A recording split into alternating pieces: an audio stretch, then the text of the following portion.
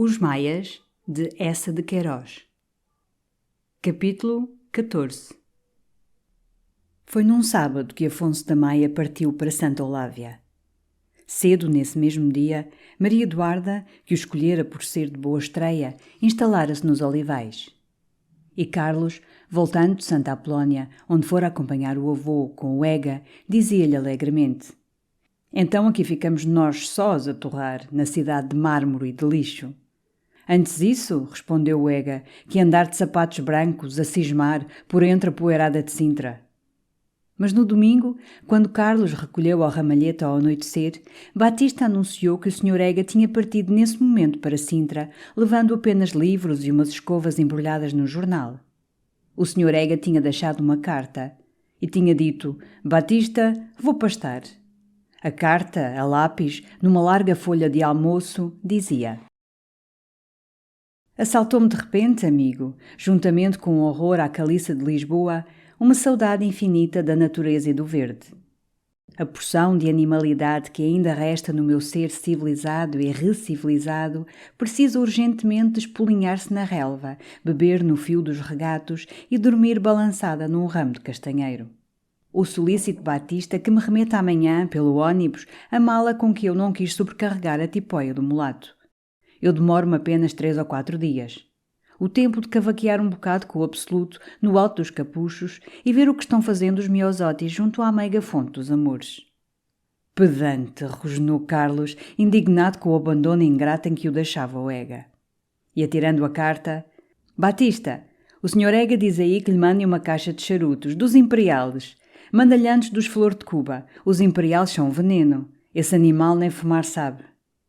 Depois do jantar, Carlos percorreu o Figaro, folheou um volume de Byron, bateu carambolas solitárias no bilhar, assobiou malaganhas no terraço e terminou por sair, sem destino, para os lados do aterro. O ramalhete entristecia-o, assim mudo, apagado, todo aberto ao calor da noite. Mas insensivelmente, fumando, achou-se na rua de São Francisco. As janelas de Maria Eduarda estavam também abertas e negras. Subiu ao andar do Cruz. O menino Vitorino não estava em casa. Amaldiçoando o Ega, entrou no Grêmio. Encontrou Taveira, de paletó ao ombro, lendo os telegramas. Não havia nada novo por essa velha Europa, apenas mais uns nihilistas enforcados. E ele, Taveira, ia ao Price. "Vem tu também daí, Carlinhos. Tens lá uma mulher bonita que se mete na água com cobras e crocodilos. Eu pelo-me por estas mulheres de bicho. Que esta é difícil, traz um chulo, mas eu já lhe escrevi. E ela fez-me um bocado de olho de dentro da tina." Arrastou Carlos e pelo chiado abaixo falou-lhe logo no Dámaso. Não tornara a ver essa flor? Pois essa flor andava apregoando por toda a parte que o Maia, depois do caso do chiado, lhe dera por um amigo explicações humildes, cobardes. Terrível aquele Dámaso. Tinha figura interior e natureza de pela. Com quanta mais força se atirava ao chão, mais ele ressaltava para o ar, triunfante. Em todo o caso, é uma res traiçoeira e deves ter cautela com ele. Carlos encolheu os ombros, rindo. Não, não, dizia o Taveira muito sério. Eu conheço o meu Dámaso. Quando foi da nossa pega, em casa da Lola Gorda, ele portou-se como um poltrão, mas depois ia-me atrapalhando a vida. É capaz de tudo. Anteontem estava eu a cear no Silva, ele veio sentar-se um bocado ao pé de mim e começou logo com umas coisas a teu respeito, umas ameaças." "Ameaças? Que disse ele?" "Diz que te dás ares de espadachim e de valentão, mas hás de encontrar dentro em pouco quem te ensina. Que se está aí preparando um escândalo monumental. Que se não admirará de te ver brevemente com uma boa bala na cabeça." "Uma bala?" "Assim o disse. Tu ris, mas eu é que sei. Eu, se fosse a ti, ia-me ao Dámaso e dizia-lhe: Damasozinho, flor, fica avisado que, de hora em diante, cada vez que me suceder uma coisa desagradável, venho aqui e parto-lhe uma costela. Toma as suas medidas." Tinham chegado ao Price. Uma multidão de domingo, alegre e pasmada, apinhava-se até às últimas bancadas onde havia rapazes, em mangas de camisa, com litros de vinho. E eram grossas, fartas risadas, com os requebros do palhaço, rebocado de caio e vermelhão, que tocava nos pezinhos de uma voltiseuse e lambia os dedos, de olhos em alvo, num gosto de mel. Descansando na cela larga de xarel dourado, a criatura magrinha e séria, com flores nas tranças, dava a volta devagar, ao passo de um cavalo branco que mordia o freio, levado à mão por um estribeiro. E pela arena o palhaço lambão e néscio acompanhava-a, com as mãos ambas apertadas ao coração, numa súplica babosa, rebolando languidamente os quadris dentro das vastas pantalonas picadas de lantejoulas. Um dos escudeiros, de calças listradas de ouro, empurrava-o num arremedo de ciúmes. E o palhaço caía, estatelado, com um estouro de nádegas entre os risos das crianças e os ratatãs da charanga. O calor sufocava. E as fumaradas de charuto, subindo sem cessar, faziam uma névoa onde tremiam as chamas largas do gás. Carlos, incomodado, abalou. «Espera ao menos para ver a mulher dos crocodilos!» gritou ainda o Taveira. «Não posso, cheira mal, morro!» Mas à porta, de repente, foi detido pelos braços abertos do Alencar, que chegava com outro sujeito, velho e alto, de barbas brancas, todo vestido de luto. O poeta ficou pasmado de ver ali o seu Carlos. Fazia-o no seu solar de Santa Olávia. Vira até nos papéis públicos. «Não», disse Carlos, «o avô é que foi ontem. Eu não me sinto ainda em disposição de ir comunicar com a natureza.» Alencar riu, levemente afogueado, com um brilho de genebra no olho cavo. Ao lado, grave, o ancião de barbas calçava as suas luvas pretas.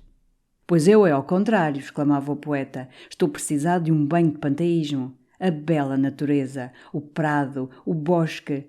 De modo que talvez me mimosei com Sintra para a semana. Estão lá os Coans, alugaram uma casita muito bonita, logo adiante do Vítor.» Os Coans! Carlos compreendeu então a fuga do Ega e a sua saudade do verde. «Ouve lá», dizia-lhe o poeta baixo e puxando-o pela manga para o lado. «Tu não conheces este meu amigo? Pois foi muito teu pai, fizemos muita troça juntos. Não era nenhum personagem, era apenas um alquilador de cavalos. Mas tu sabes, cá em Portugal, sobretudo nesses tempos, havia muita bonomia, o fidalgo dava-se com o arrieiro. Mas, que diabo, tu deves conhecê-lo, é o tio do Damaso.» Carlos não se recordava. «O Guimarães, o que está em Paris. Ah, o comunista. Sim, muito republicano, homem de ideias humanitárias, amigo do Gambetta, escreve no Rapel, homem interessante. Veio aí por causa de umas terras que herdou do irmão, desse outro tio do Damaso que morreu há meses. E demora-se, creio eu. Pois jantámos hoje juntos, beberam-se uns líquidos e até estivemos a falar do teu pai. Queres tu que eu te o apresente?» Carlos hesitou. Seria melhor noutra ocasião mais íntima, quando pudessem fumar um charuto tranquilo e conversar do passado. «Valeu. Hás de gostar dele. Conheço muito Vitor Hugo, detesta a pradaria. Espírito largo, espírito muito largo.» O poeta sacudiu ardentemente as duas mãos de Carlos. O Sr. Guimarães ergueu de leve o seu chapéu, carregado de crepe. Todo o caminho até ao ramalhete, Carlos foi pensando em seu pai e nesse passado, assim rememorado, estranhamente ressurgido pela presença daquele patriarca, antigo alquilador que fizera com eles tantas troças. E isto trazia conjuntamente outra ideia, que nesses últimos dias já o atravessava, pertinaz e torturante, dando-lhe, no meio da sua radiante felicidade, um sombrio arrepio de dor. Carlos pensava no avô. Estava agora decidido que Maria Eduarda e ele partiriam para a Itália nos fins de outubro. Castro Gomes, na sua última carta do Brasil, seca e pretensiosa, falava em aparecer por Lisboa com as elegâncias do frio lá para meados de novembro. E era necessário antes disso que estivessem já longe, entre as verduras de Isola Bela, escondidos no seu amor e separados por ele do mundo como pelos muros de um claustro. Tudo isto era fácil, considerado quase legítimo pelo seu coração, e enchia a sua vida de esplendor. Somente havia nisto um espinho. O avô. Sim, o avô. Ele partia com Maria, ele entrava na aventura absoluta, mas ia destruir de uma vez para sempre a algaria de Afonso e a nobre paz que lhe tornava tão bela a velhice. Homem de outras eras, austero e puro, com uma dessas fortes almas que nunca desfaleceram, o avô, nesta franca, viril, rasgada solução de um amor indominável, só veria libertinagem. Para ele nada significava o esponsal natural das almas, acima e fora das ficções civis. E nunca compreenderia essa subtil ideologia sentimental, com que eles, como todos os transviados, procuravam isolar o seu erro. Para Afonso haveria apenas um homem que leva a mulher de outro, leva a filha de outro, dispersa uma família, apaga um lar e se atola para sempre na concubinagem.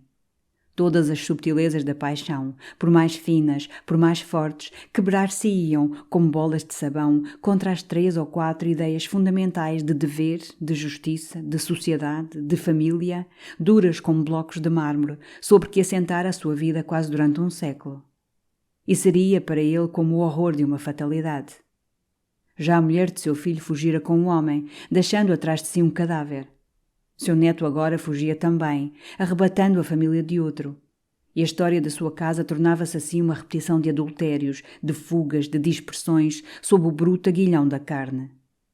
Depois as esperanças que Afonso fundara nele, considerá-las tombadas, mortas no lodo.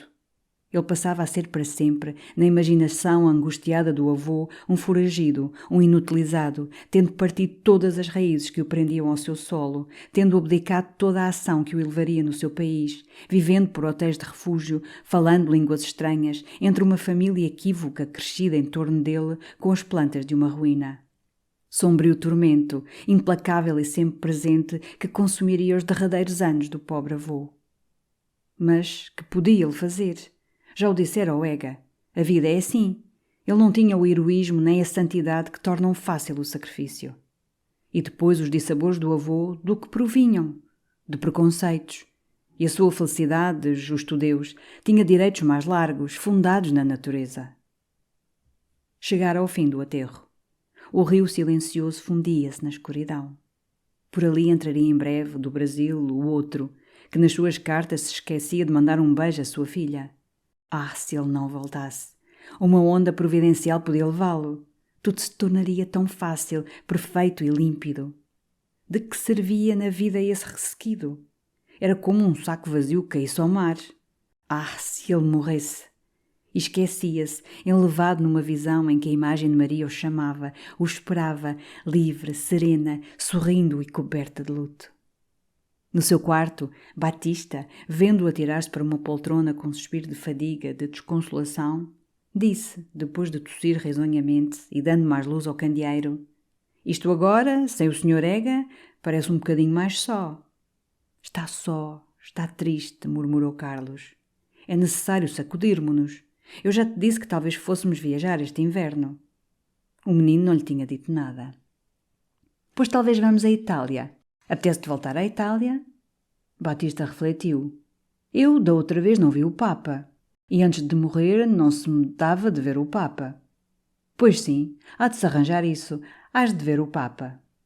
Batista, depois de um silêncio, perguntou, lançando um olhar ao espelho: "Para ver o Papa vai-se de casaca, creio eu?"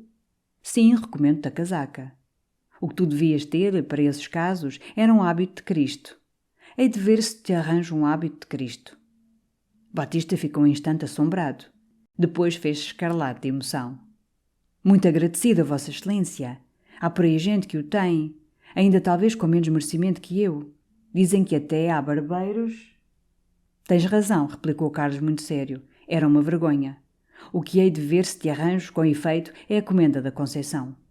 Todas as manhãs, agora, Carlos percorria o poeirente caminho dos olivais. Para poupar aos seus cavalos a soalheira, ia na tipóia do mulato, o batedor favorito do Ega, que recolhia a parelha na velha cavalariça da toca, e até à hora em que Carlos voltava ao ramalhete, vadiava pelas tabernas. Ordinariamente, ao meio-dia, ao acabar de almoçar, Maria Eduarda, ouvindo rodar o trem na estrada silenciosa, vinha esperar Carlos à porta da casa, no topo dos degraus ornados de vasos e resguardados por um fresco toldo de fazenda cor-de-rosa. Na quinta usava sempre vestidos claros. Às vezes trazia, à moda espanhola, uma flor entre os cabelos. O forte e fresco ar do campo avivava, com um brilho mais quente, o mate ebúrneo do seu rosto. E assim, simples e radiante, entre sol e verdura, ela deslumbrava Carlos cada dia com um encanto inesperado e maior. Cerrando o portão de entrada, que rangia nos gonzos, Carlos sentia-se logo envolvido num extraordinário conforto moral, como ele dizia, em que todo o seu ser se movia mais facilmente, fluidamente, numa permanente impressão de harmonia e doçura.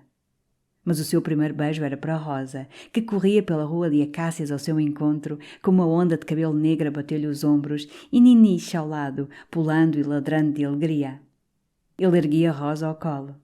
Maria, de longe, sorria-lhes, sob o toldo cor-de-rosa. Em redor tudo era luminoso, familiar e cheio de paz. A casa dentro resplandecia com um arranjo mais delicado. Já se podia usar o salão nobre, que perdera o seu ar rígido de museu, exalando a tristeza de um luxo morto. As flores que Maria punha nos vasos, um jornal esquecido, as lãs de um bordado, o simples roçar dos seus frescos vestidos, conchego comunicado já um subtil calor de vida e de consigo aos mais empertigados contadores do tempo de Carlos V, revestidos de ferro brunido. E era ali que eles ficavam conversando, enquanto não chegava a hora das lições de Rosa. A essa hora aparecia Miss Sarah, séria, recolhida, sempre de preto, com uma ferradura de prata em broche sobre o colarinho direito de homem. Recuperara as suas cores fortes de boneca, e as pestanas baixas tinham uma timidez mais virginal sob o liso dos bandós puritanos. Gordinha, com o peito de pomba farta, estando dentro do corpete severo, mostrava-se toda contente da vida calma e lenta de aldeia. Mas aquelas terras trigueiras de Olivedo não lhe pareciam um campo. É muito seco, é muito duro, dizia ela, com uma indefinida saudade dos verdes molhados da sua Inglaterra e dos céus de névoa cinzentos e vagos. Davam 2 horas e começavam logo, nos quartos de cima, as longas lições de Rosa. Carlos e Maria iam então refugiar-se numa intimidade mais livre no quiosque japonês, que uma fantasia de Kraft, o seu amor do Japão, construíra ao pé da rua de acácias, aproveitando a sombra e o retiro bucólico de 2 velhos castanheiros. Maria afeiçoara-se àquele recanto, chamava-lhe o seu pensadoiro. Era todo de madeira, com uma soja na linha redonda e um telhado agudo à japonesa, onde roçavam os ramos, tão leve que através dele, nos momentos de silêncio, se sentiam piar as aves. Kraft forrara-o todo de esteiras finas da Índia. Uma mesa de charão, algumas faianças do Japão, ornavam-no sobriamente. O teto não se via, oculto por uma colcha de seda amarela, suspensa pelos 4 cantos, em laços, como o rico do céu de uma tenda. E todo o ligeiro quiosque parecia ter sido armado só com o fim de abrigar um divã baixo e fofo, de uma languidez de serralho, profundo para todos os sonhos, amplo para todas as preguiças.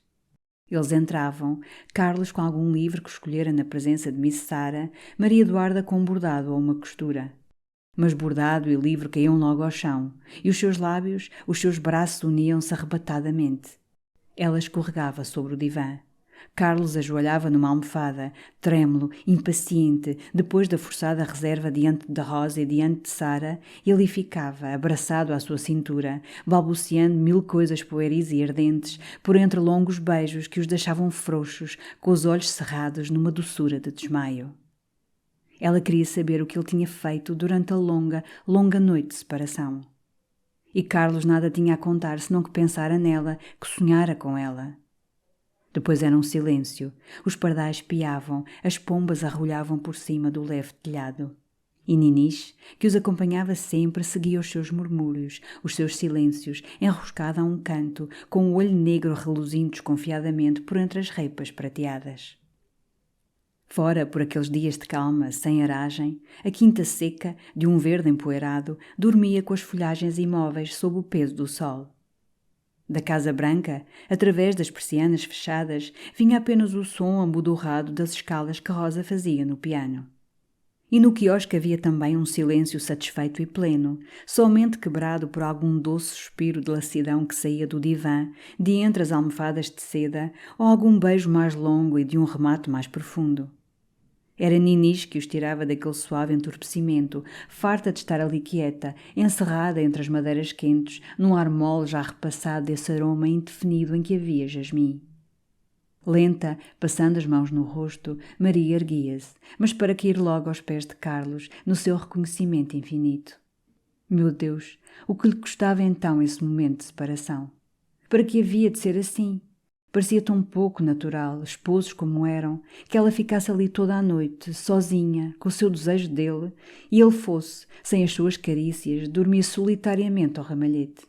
E ainda se demorava muito tempo, numa mudez de êxtase em que os olhos úmidos, trespassando-se, continuavam o beijo insaciado que morrera nos seus lábios cansados.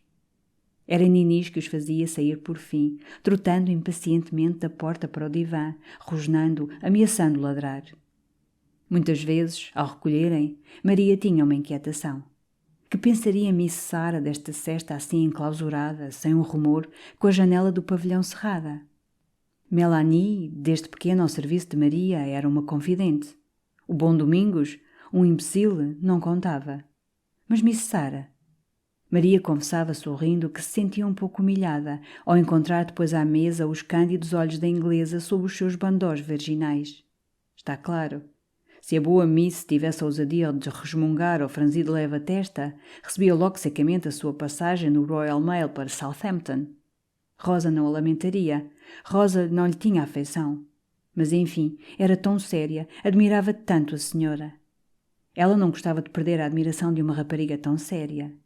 E assim decidiram despedir Miss Sarah, regiamente paga, e substituí-la, mais tarde, em Itália, por uma governanta alemã, para quem eles fossem como casados, Monsieur e Madame.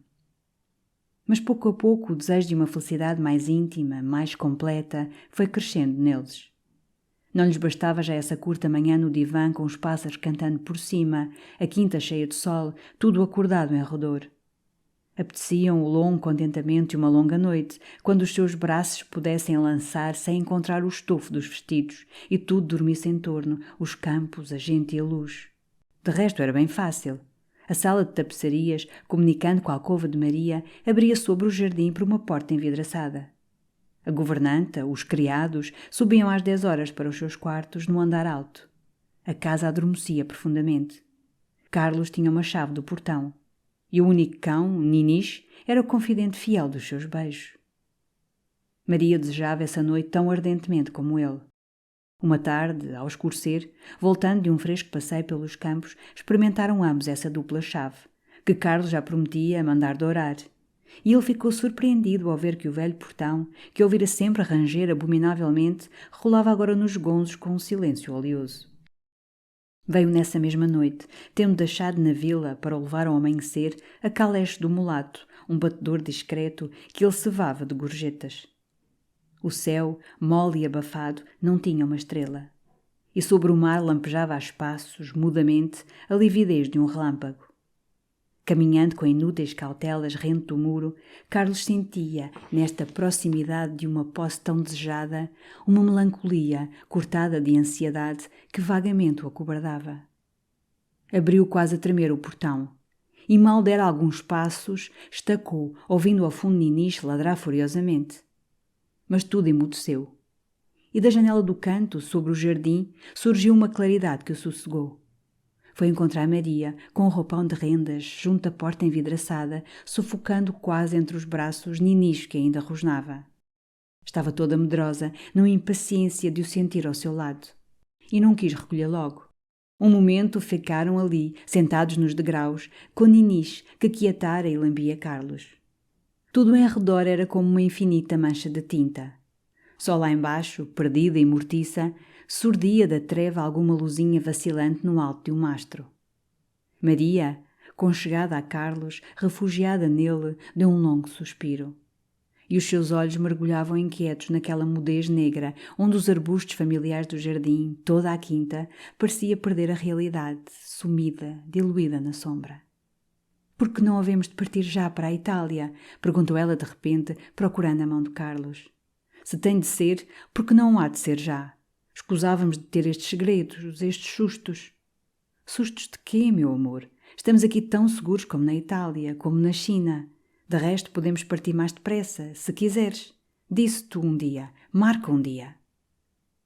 Ela não respondeu, deixando cair docemente a cabeça sobre o ombro de Carlos. Ele acrescentou, devagar: «Em todo o caso, compreendes bem. Preciso primeiro ir a Santa Olávia, ver o avô.» Os olhos de Maria perdiam-se outra vez na escuridão, como recebendo dela o presságio de um futuro onde tudo seria confuso e escuro também. «Tu tens Santa Olávia, tens teu avô, tens os teus amigos. Eu não tenho ninguém.» Carlos estreitou-a a si, enternecido. «Não tens ninguém. Isso dito a mim. Nem chega a ser injustiça, nem chega a ser ingratidão. É nervoso, e é também o que os ingleses chamam a impudente adulteração de um facto. Ela ficara aninhada no peito de Carlos, como desfalecida. Não sei porquê, queria morrer. Um largo brilho de relâmpago iluminou o rio. Maria teve medo, entraram na alcova. Os molhos de velas de 2 serpentinas, batendo os damascos e os cetins amarelos, embebiam o ar tépido, onde errava um perfume, numa refulgência ardente de sacrário. E as bretanhas, as rendas do leito já aberto, punham uma casta alvura de neve fresca nesse luxo amoroso e cor de chama. Fora, para os lados do mar, um trovão rolou lento e surdo. Mas Maria já o não ouviu, caída nos braços de Carlos. Nunca o desejara, nunca o adorara tanto. Os seus beijos ansiosos pareciam tender mais longe que a carne, trespassá-lo, querer sorver-lhe a vontade e a alma. E toda a noite, entre esses brocados radiantes, com os cabelos soltos, dívida na sua nudez, ela lhe apareceu realmente como a deusa que ele sempre imaginara, que o arrebatava enfim, apertado ao seu seio imortal, e com ele pairava numa celebração de amor, muito alto, sobre nuvens de ouro. Quando saiu, ao amanhecer, chovia. Foi encontrar o mulato a dormir numa taberna, bêbado. Teve de o meter dentro do carro. E foi ele que governou até ao ramalhete, embrulhado numa manta do taberneiro, encharcado, cantarolando, esplendidamente feliz. Passados dias, passeando com Maria nos arredores da toca, Carlos reparou numa casita, à beira da estrada, com escritos. E veio logo a ideia de alugar, para evitar aquela desagradável partida de madrugada com o mulato estremunhado, borracho, despedaçando o trem pelas calçadas. Visitaram-na. Havia um quarto largo que, com tapete e cortinas, podia dar um refúgio confortável. Tomou-a logo, e Batista veio ao outro dia, com móveis numa carroça, arranjar este novo ninho. Maria disse, quase triste, mais outra casa. Esta, exclamou Carlos rindo, é a última. Não, é a penúltima. Teremos ainda a outra, a nossa, a verdadeira, lá longe, não sei onde. Começaram a encontrar-se todas as noites. Às 9h30, pontualmente, Carlos deixava a toca com o seu charuto aceso.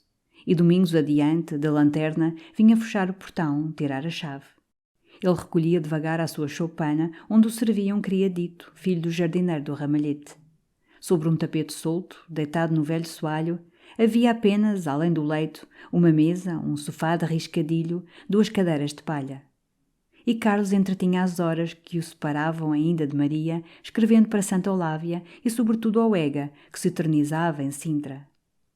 Recebera 2 cartas dele, falando quase somente do Damaso. O Damaso aparecia em toda a parte com a Coan. O Damaso tornara-se grotesco em Sintra numa corrida de burros.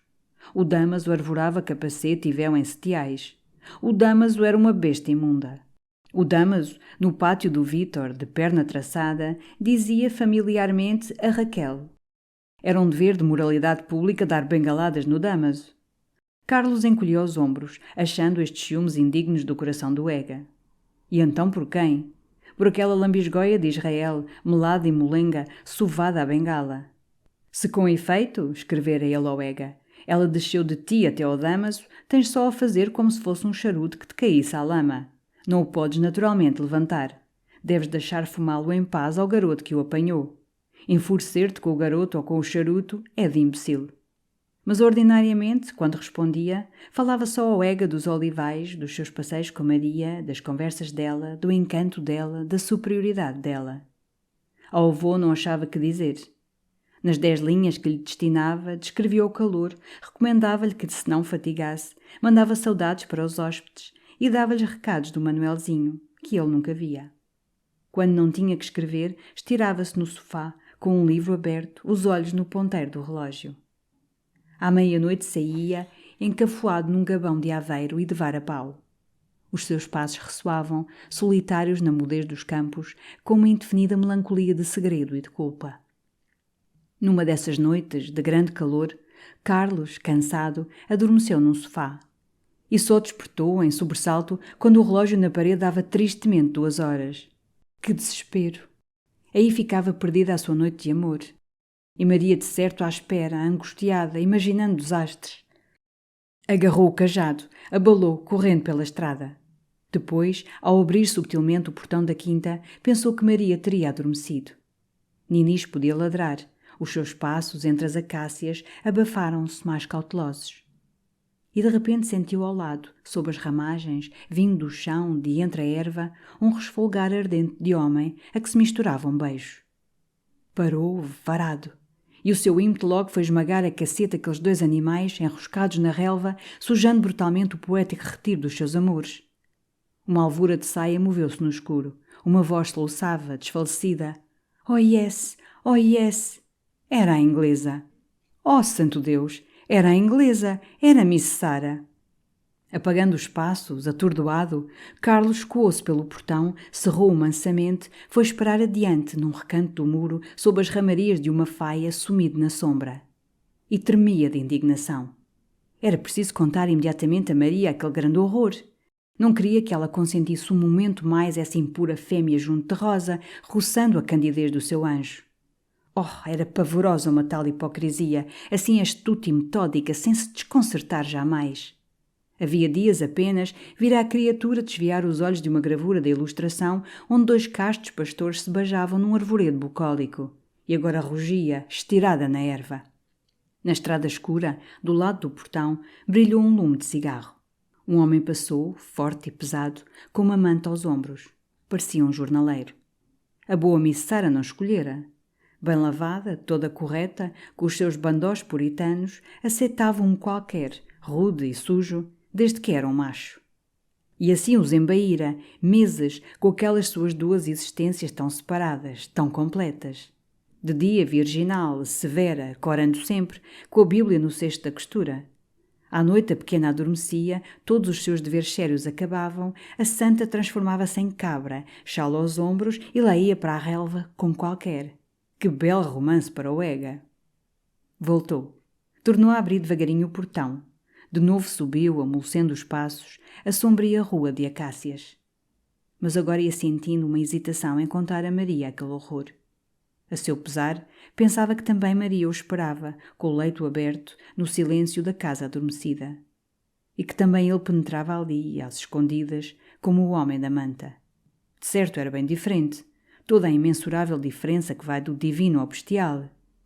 E todavia receava despertar os melindrosos escrúpulos de Maria, mostrando-lhe, paralelo ao seu amor cheio de requintes e passado entre brocados cor de ouro, aquele outro rude amor, secreto e legítimo como o dela, e arrastado brutalmente na relva.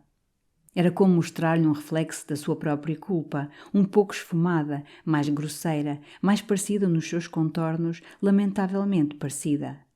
Não diria nada. E a pequena? Oh, nas suas relações com Rosa, a criatura continuaria a ser, como sempre, a puritana laboriosa, grave e cheia de ordem. A porta envidraçada sobre o jardim tinha ainda luz. Ele atirou aos vidros um pouco de terra solta, depois bateu de leve. Maria apareceu, mal embrulhada num roupão, juntando os cabelos que se tinham desenrolado e meia adormecida. — Por que vieste tão tarde? Carlos beijou longamente os seus belos olhos pesados, quase cerrados. Adormeci estupidamente, a ler. Depois, quando entrei, pareceu-me ouvir passos na quinta. Andei a rebuscar. Era imaginação, tudo deserto. Precisávamos ter um cão de fila, murmurou ela, espreguiçando-se. Sentada à beira do leito, com os braços caídos e adormentados, sorria da sua preguiça. Estás tão fatigada, filha. Queres tu que me vá embora? Ela puxou-o para o seu seio perfumado e quente. Je veux que tu m'aimes beaucoup, beaucoup et longtemps. Outro dia Carlos não fora a Lisboa e apareceu cedo na toca. Melanie, que andava espanejando o quiosque, disse-lhe que Madame, um pouco cansada, tinha justamente tomado o seu chocolate na cama. Ele entrou no salão. De fronte à janela aberta, sentada no banco de cortiça, Miss Sarah costurava à sombra das árvores. Good morning, disse-lhe Carlos, chegando-se ao peitoril, todo curioso de observar. Good morning, sir, respondeu ela com o seu ar modesto e tímido. Carlos falou do calor. Miss Sarah já àquela hora o achava intolerável. Felizmente a vista do rio, lá embaixo, refrescava. Sobretudo a noite passada, insistiu Carlos, acendendo a cigarrete, fora tão abafada. Ele mal pudera dormir. E ela? Oh, ela dormira de um sono só. Carlos quis saber se tivera bonitos sonhos. Oh, yes, sir. Oh, yes! Mas agora um yes púdico, sem gemidos, com os olhos baixos. E tão correta, tão pregada, fresca como se nunca tivesse servido. Positivamente era extraordinária. E Carlos, torcendo o bigode, pensava que ela devia ter um seiozinho bem alvo e bem redondinho. Assim ia passando o verão nos Olivais. No começo de setembro, Carlos soube por uma carta do avô que Kraft devia chegar a Lisboa num sábado ao Hotel Central. E correu lá cedo, logo nessa manhã, a ouvir as novidades de Santa Olávia. Achou Kraft já a pé, diante do espelho, fazendo a barba. A um canto do sofá, Eusébiozinho, que viera na véspera à noite de Sintra e estava também no hotel, limpava as unhas com um canivete, em silêncio, coberto de negro. Kraft vinha encantado com Santa Olávia. Nem compreendia como Afonso, o beirão forte, tolerava a rua de São Francisco e o quintalejo abafado do ramalhete. Tinha-se passado regiamente. O avô, cheio de saúde, de uma hospitalidade que lembrava Abraão e a Bíblia. O Sequeira, ótimo, comendo tanto que ficava inútil depois de jantar a estoirar e a gemer no fundo de uma poltrona. Lá conhecera o velho Travassos, que falava sempre com os olhos cheios de lágrimas do talento do seu caro colega Carlos. E o Marquês, esplêndido, com abraços de primo a todos os fidalgotes de Lamego e apaixonado por uma barqueira. De resto, soberbos jantares, alguns tiros aos coelhos, uma romaria, danças de raparigas no adro, guitarradas, esfolhadas, todo o doce idílio português. Mas a respeito de Santa Olávia temos a falar mais seriamente, disse por fim Kraft, entrando na alcova a ensaboar a cabeça. E tu? Perguntou então Carlos, voltando-se para o Eusébiozinho. Tens estado em Sintra, hã? Que se faz lá? O Ega. O outro ergueu-se, guardando o canivete, ajeitando as lunetas. Lá está no Vítor, muito engraçado, comprou um burro. Lá está o Damaso também. Mas esse pouco se vê, não larga os Coans. Enfim, tem-se passado menos mal, com bastante calor. Tu estavas outra vez com a mesma prostituta, a Lola?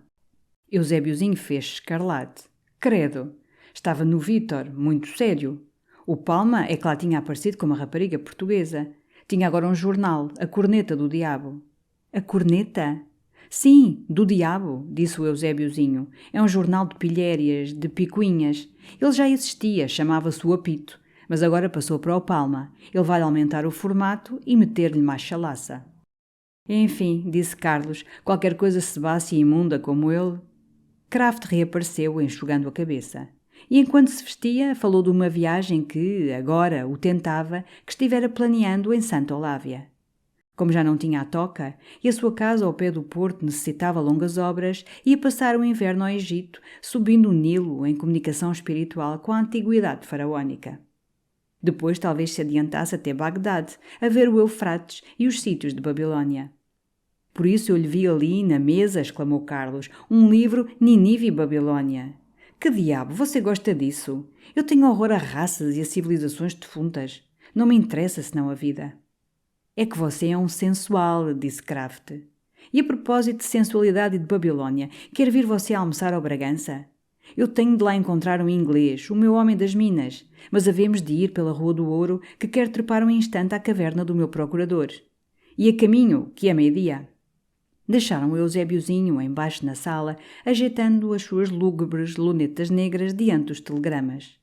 E apenas saíram o pátio, Kraft travou do braço de Carlos e disse-lhe que as coisas sérias a respeito de Santa Olávia era o visível, profundo desgosto do avô por ele não ter lá aparecido. Seu avô não me disse nada, mas eu sei que ele está muitíssimo magoado com você. Não há desculpa, são umas horas de viagem. Você sabe como ele o adora, que diabo! É modus in rebus. Com efeito, murmurou Carlos, eu devia ter lá ido. Que quer você, amigo? Enfim, acabou-se, é necessário fazer um esforço. Talvez parta para a semana com o Ega. Sim, homem, dê-lhe esse alegrão, esteja lá umas semanas. É as modus in rebus. Hei de ver se lá estou uns dias. A caverna do procurador era defronte do Monte Pio. Carlos esperava, havia momentos, dando por diante das lojas uma volta lenta, quando de repente avistou Melanie a sair o portão do Monte Pio com uma matrona gorda de chapéu roxo. Surpreendido, atravessou a rua. Ela estacou como apanhada, fazendo-se toda vermelha. E nem deixou vir a pergunta. Balbuciou logo que Madame lhe dera licença para vir a Lisboa e ela andava acompanhando aquela amiga. Uma velha caleche de parelha branca estava encalhada ali contra o passeio. Melanie saltou para dentro à pressa. A traquitana rodou aos solavancos para o terreiro do paço. Carlos viu-a desaparecer, pasmado. E Kraft, que voltara, olhando também, reconheceu no lamentável calhambeque a caleche do Torto dos Olivais, onde ele às vezes costumava vir janotar a Lisboa. Era alguém lá da toca? Perguntou. Uma criada, disse Carlos, ainda espantado daquele estranho embaraço de Melanie. E mal tinham dado alguns passos, Carlos, parando, baixando a voz no rumor da rua. Ouça lá, o Eusébiozinho disse-lhe alguma coisa a meu respeito, Kraft. O outro confessou que o Eusébiozinho apenas lhe aparecera no quarto, rompera logo, mascando as palavras, a informá-lo da misteriosa vida de Carlos nos Olivais. Mas eu fui-lo calar, acrescentou Kraft, declarando-lhe que era tão pouco curioso que nem mesmo quisera ler nunca a história romana. Em todo o caso, você deve ir a Santa Olávia. Carlos, com efeito, logo nessa noite falou a Maria da visita que devia ao avô. Ela, muito séria, aconselhou-lhe também, arrependida de o ter retido assim egoisticamente e tanto tempo longe dos outros que o amavam. Mas ouve, querido, não é por muito tempo, não? Por 2 ou 3 dias, quando muito. E naturalmente trago até o avô. Não está lá a fazer nada e eu não estou para a amassada de voltar lá. Maria então lançou-lhe os braços ao pescoço e, baixo, timidamente, confessou-lhe um grande desejo que tinha. Era ver o ramalhete. Queria visitar os quartos dele, o jardim, todos esses recantos onde tantas vezes ele pensara nela e se desesperara, sentindo-a distante e inacessível. Dize, queres? Mas é necessário que seja antes de vir teu avô. Queres? Acho um encanto. Há só um perigo. É eu não te deixar sair mais e ficar a devorar-te na minha caverna. Provera a Deus. Combinaram então que ela fosse jantar ao ramalhete no dia da partida de Carlos para Santa Olávia. À noitinha levava-o no cupê a Santa Apolónia, depois seguia para os Olivais. Foi no sábado. Carlos veio muito cedo para o ramalhete. E o seu coração batia com a deliciosa perturbação de um primeiro encontro, quando sentiu parar a carruagem de Maria e os seus vestidos escuros roçarem o veludo cor de cereja que forrava a escada discreta dos seus quartos. O beijo que trocaram na antecâmara teve a profunda doçura de um primeiro beijo. Ela foi logo ao toucador tirar o chapéu, dar um jeito ao cabelo. Ele não cessava de a beijar, abraçava-a pela cinta, e com os rostos juntos sorriam para o espelho, enlevados no brilho da sua mocidade. Depois, impaciente, curiosa, ela percorreu os quartos, miudamente, até à alcova do banho. Leu os títulos dos livros, respirou o perfume dos frascos, abriu os cortinados de seda do leito. Sobre a cômoda Luís XV havia uma salva de prata, transbordando de retratos que Carlos se esquecera de esconder, a Cornela de Ossardes de Amazona, Madame Rugal de Cotada, outras ainda. Ela mergulhou as mãos, com um sorriso triste, na profusão daquelas recordações. Carlos, rindo, pediu-lhe que não olhasse esses enganos do seu coração. Por que não? Dizia Maria séria. Sabia bem que ele não descera das nuvens, puro como um serafim. Havia sempre fotografias no passado de um homem. De resto, tinha a certeza que nunca amara as outras como a sabia amar a ela. Até é uma profanação falar em amor quando se trata dessas coisas de acaso, murmurou Carlos. São quartos de estalagem onde se dorme uma vez. No entanto, Maria considerava longamente a fotografia da Cornela de Ossardos. Parecia-lhe bem linda. Quem era? Uma francesa? Não, de Viena, mulher de um correspondente meu, o homem de negócios, gente tranquila que vivia no campo. Ah, vienense. Dizem que têm um grande encanto as mulheres de Viena. Carlos tirou-lhe a fotografia da mão. Para que haviam de falar de outras mulheres? Existia em todo o vasto mundo uma mulher única e ele tinha ali abraçada sobre o seu coração. Foram então percorrer todo o ramalhete até ao terraço. Ela gostou sobretudo do escritório de Afonso, com os seus damascos de câmara de perlado, a sua feição severa de passo estudiosa. Não sei porquê, murmurou, dando um olhar lento às estantes pesadas e ao Cristo na cruz. Não sei porquê, mas teu avô faz-me medo. Carlos riu. Que tontaria! O avô, se a conhecesse, fazia-lhe logo a corte rasgadamente. O avô era um santo e um lindo velho. Teve paixões? Não sei, talvez, mas creio que o avô foi sempre um puritano.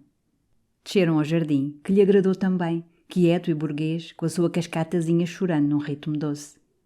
Sentaram-se um instante sob o velho cedro, junto a uma mesa rústica de pedra, onde estavam entalhadas letras mal distintas e uma data antiga. O chalrar das aves nos ramos pareceu a Maria mais doce que o de todas as outras aves que ouvira. Depois arranjou um ramo para levar como relíquia. Mesmo em cabelo foram ver de fronte as cocheiras. O guarda-portão ficou de boné na mão, embasbacado por aquela senhora tão linda, tão loira, a primeira que via entrar no ramalhete. Maria acariciou os cavalos e fez uma festa grata e mais longa à tunante que tantas vezes levara Carlos à rua de São Francisco. Ele via nestas simples coisas as graças incomparáveis de uma esposa perfeita. Recolheram pela escada particular de Carlos, que Maria achava misteriosa, com aqueles veludos grossos cor de cereja, forrando-a como um cofre e abafando todo o rumor de saias. Carlos jurou que nunca ali passara outro vestido, a não ser o do Ega, uma vez mascarado de varina. Depois deixou-a no quarto um momento para ir dar ordens ao Batista. Mas quando voltou encontrou-a a um canto do sofá, tão descaída, tão desanimada, que lhe arrebatou as mãos, cheio de inquietação. — Que tens, amor? Estás doente? Ela ergueu lentamente os olhos que brilhavam numa névoa de lágrimas. — Pensar que tu vais deixar por mim esta linda casa, o teu conforto, a tua paz, os teus amigos, é uma tristeza, tenho remorsos. Carlos ajoelhara ao seu lado, sorrindo dos seus escrúpulos, chamando-lhe tonta, secando-lhe num beijo as lágrimas que rolavam. Considerava-se ela então valendo menos que a cascata do jardim e alguns tapetes usados. O que tenho pena é de te sacrificar tão pouco, minha querida Maria, quando tu sacrificas tanto. Ela encolheu os ombros amargamente.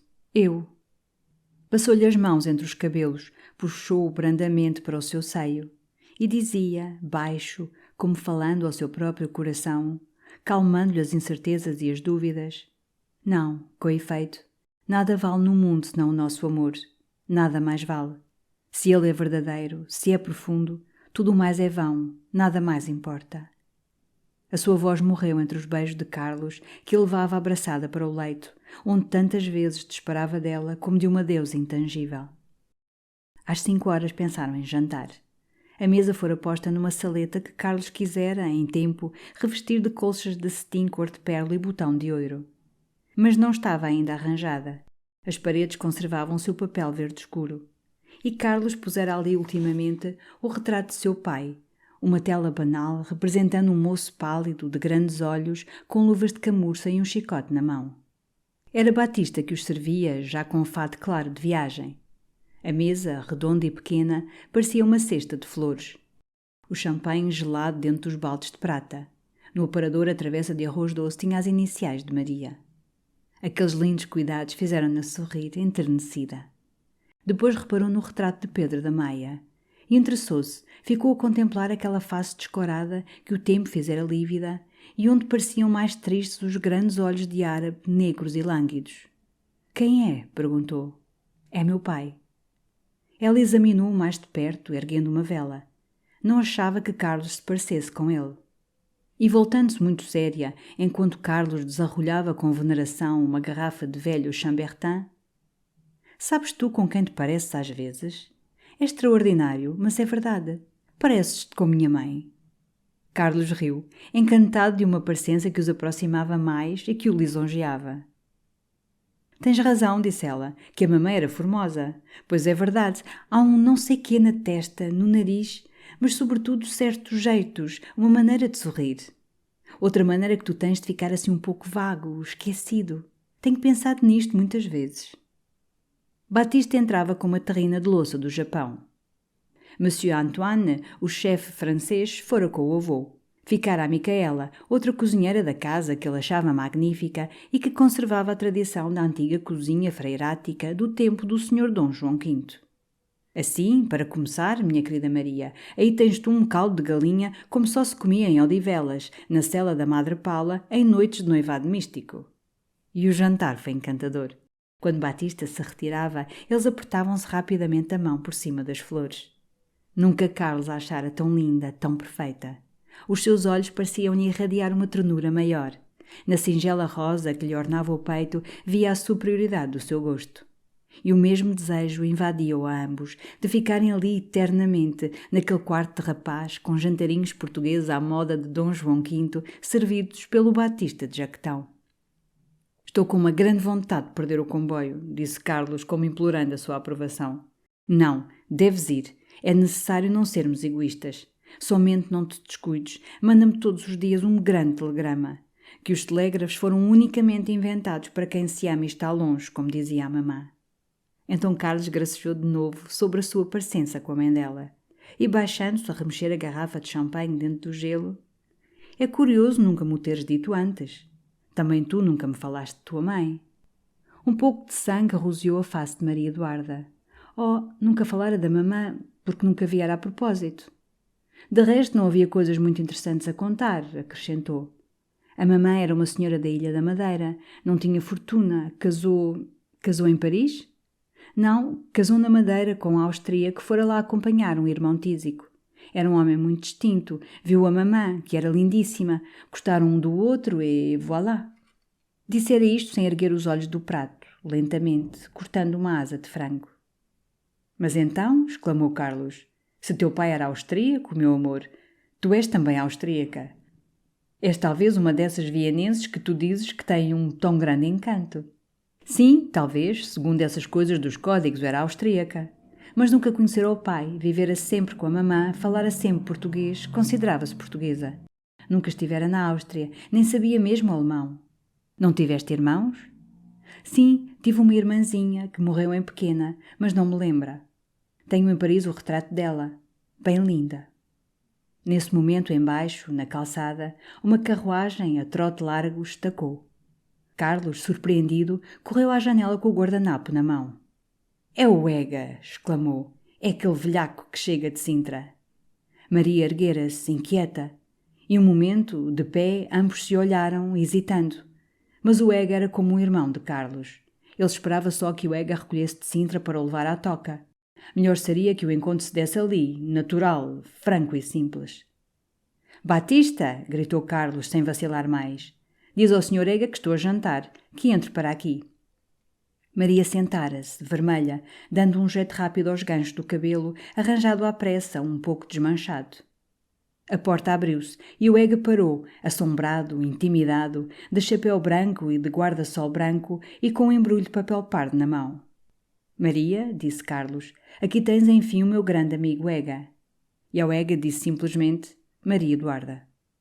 Ega ia largar atarantadamente o embrulho para apertar a mão que Maria Eduarda lhe estendia, corada e sorrindo. Mas o papel pardo, mal atado, desfez-se, e uma provisão fresca de cajadas de Sintra rolou, esmagando-se sobre as flores do tapete. Então todo o embaraço findou através de uma risada alegre, enquanto o Ega, desolado, abria os braços sobre as ruínas do seu doce. — Tu já jantaste? — perguntou Carlos. — Não tinha jantado. E via já ali uns ovos moles nacionais que o encantavam, enfastiado como vinha da horrível cozinha de Vítor. Oh, que cozinha! Pratos lúgubres, traduzidos do francês em calão como as comédias do ginásio. Então avança, exclamou Carlos.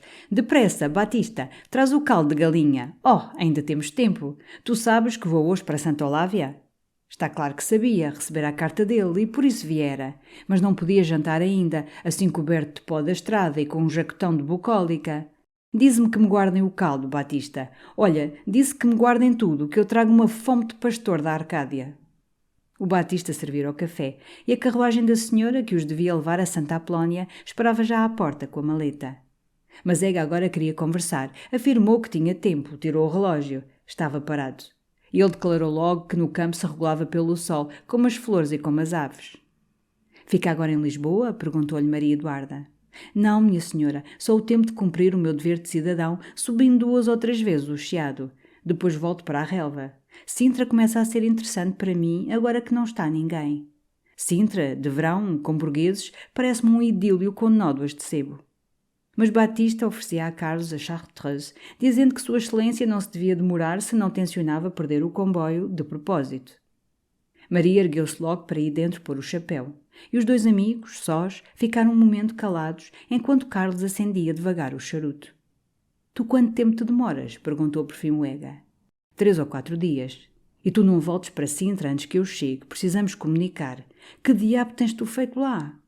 O outro encolheu os ombros. Tenho sorvido ar puro, colhido florinhas, murmurando de vez em quando que lindo que isto é, etc. Depois, debruçado sobre a mesa, picando com um palito uma azeitona. De resto, nada. O Damaso lá está, sempre com a Coan, como te mandei dizer. Está claro que não há nada entre eles. Aquilo é só para mim, para me irritar. É um canalha aquele Damaso. Eu só quero um pretexto. Esgano-o. Deu um puxão forte aos punhos, com uma cor de cólera no rosto queimado. Eu, está claro, falo-lhe, aperto-lhe a mão, chamo-lhe amigo Damaso, etc. Mas só quero um pretexto. É necessário aniquilar aquele animal. É um dever de moralidade, de asseio público, de gosto, varrer aquela bola de lama humana. Quem esteve por lá mais? Perguntou Carlos. Que te interessa? Agou Varinho, mas via uma só vez. Aparecia pouco, coitada, agora que andava de luto. De luto? Por ti? Calou-se. Maria entrava, com o véu descido, acabando de apertar as luvas. Então Carlos, suspirando, resignado, estendeu os braços ao Batista para ele lhe vestir um casaco leve de jornada. Ega ajudava, pedindo um abraço filial para Afonso e recados para o gordo Sequeira. Foi acompanhá-los abaixo, em cabelo, e fechou ele a portinhola, prometendo a Maria Eduardo uma visita à toca apenas Carlos voltasse desses penhascos do Douro. Não vais para Sintra antes de eu voltar, gritou-lhe ainda Carlos. E a Micaela que tome conta em ti. All right, dizia o Ega. Boa jornada. Criado Vossa Excelência, minha senhora. Até à toca. O cupê partiu. Ega subiu ao seu quarto, onde outro criado lhe estava preparando o banho. Na saleta deserta, entre as flores e os restos do jantar, as velas continuavam a arder solitárias, fazendo ressaltar no painel escuro a palidez de Pedro da Maia e a melancolia dos seus olhos. No sábado seguinte, perto das 2h, Carlos e Ega, ainda à mesa do almoço, acabavam os seus charutos falando de Santa Olávia. Carlos chegara de lá essa madrugada, só. O avô decidira ficar entre as suas velhas árvores até ao fim do outono, que ia tão luminoso e tão macio. Carlos fora o encontrar muito alegre, muito forte, apesar de ter sido obrigado, por causa de um toque de reumatismo, a abandonar enfim o seu culto à água fria. E esta maciça, resplandecente saúde do velho fora um alívio para o coração de Carlos.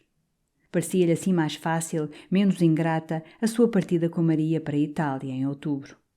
Além disso, acharam um truque, como ele dizia ao Ega, para realizar o supremo desejo da sua vida sem magoar o avô, sem lhe turbar a paz da velhice. Era um truque simples. Consistia em partir ele só para Madrid, no começo de uma certa viagem de estudo, para que já preparara o avô em Santa Olávia. Maria ficava na toca durante um mês. Depois tomava o paquete para Bordeus. E era aí que Carlos se reunia com ela, a começarem essa existência de felicidade e romance que as flores da Itália deviam perfumar. Na primavera ele voltava a Lisboa, deixando Maria instalada no seu ninho. E então, pouco a pouco, ia revelando ao avô aquela ligação, a que prendia a honra e que o forçaria agora a viver regularmente longos meses numa outra terra que se tornara a pátria do seu coração. E que havia de dizer o avô? Aceitar este romance, a que não varia os lados desagradáveis, esbatido assim pela distância e pela névoa da paixão. Seria para Afonso uma vaga e mal sabida coisa de amor que se passava em Itália. Poderia lamentá-la apenas por lhe levar pontualmente todos os anos o neto para longe. E cada ano se consolaria pensando na curta duração dos idílios humanos. De resto, Carlos contava com essa larga benevolência que amolece as almas mais rígidas quando apenas alguns passos as separam do túmulo. Enfim, o seu truque parecia-lhe bom. Ega, em resumo, aprovou o truque. Depois, mais alegremente, falaram da instalação desse amor. Carlos permanecia na sua ideia romântica, um cottage à beira de um lago. Mas Ega não aprovava o lago. Ter todos os dias diante dos olhos uma água sempre mansa e sempre azul parecia-lhe perigoso para a durabilidade da paixão. Na quietação contínua de uma paisagem igual, dois amantes solitários, dizia ele, não sendo botânicos nem pescando à linha, vêm-se forçados a viver exclusivamente o desejo um do outro e a tirar daí todas as suas ideias, sensações, ocupações, gracejos e silêncios. E, que diabo, o mais forte sentimento não pode dar para tanto. Dois amantes, cuja única profissão é amarem-se, deviam procurar uma vasta cidade, tumultuosa e criadora, onde o homem tenha durante o dia os clubes, o cavaco, os museus, as ideias, o sorriso de outras mulheres, e a mulher tenha as ruas, as compras, os teatros, a atenção de outros homens.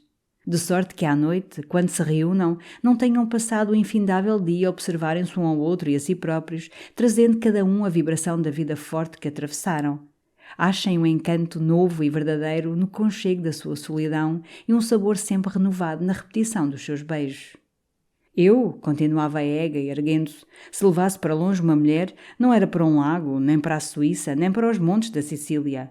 Era para Paris, para o Boulevard dos Italianos, ali à esquina do Vaudeville, com janelas deitando para a grande vida, a um passo do Figaro do Louvre, da filosofia da blague.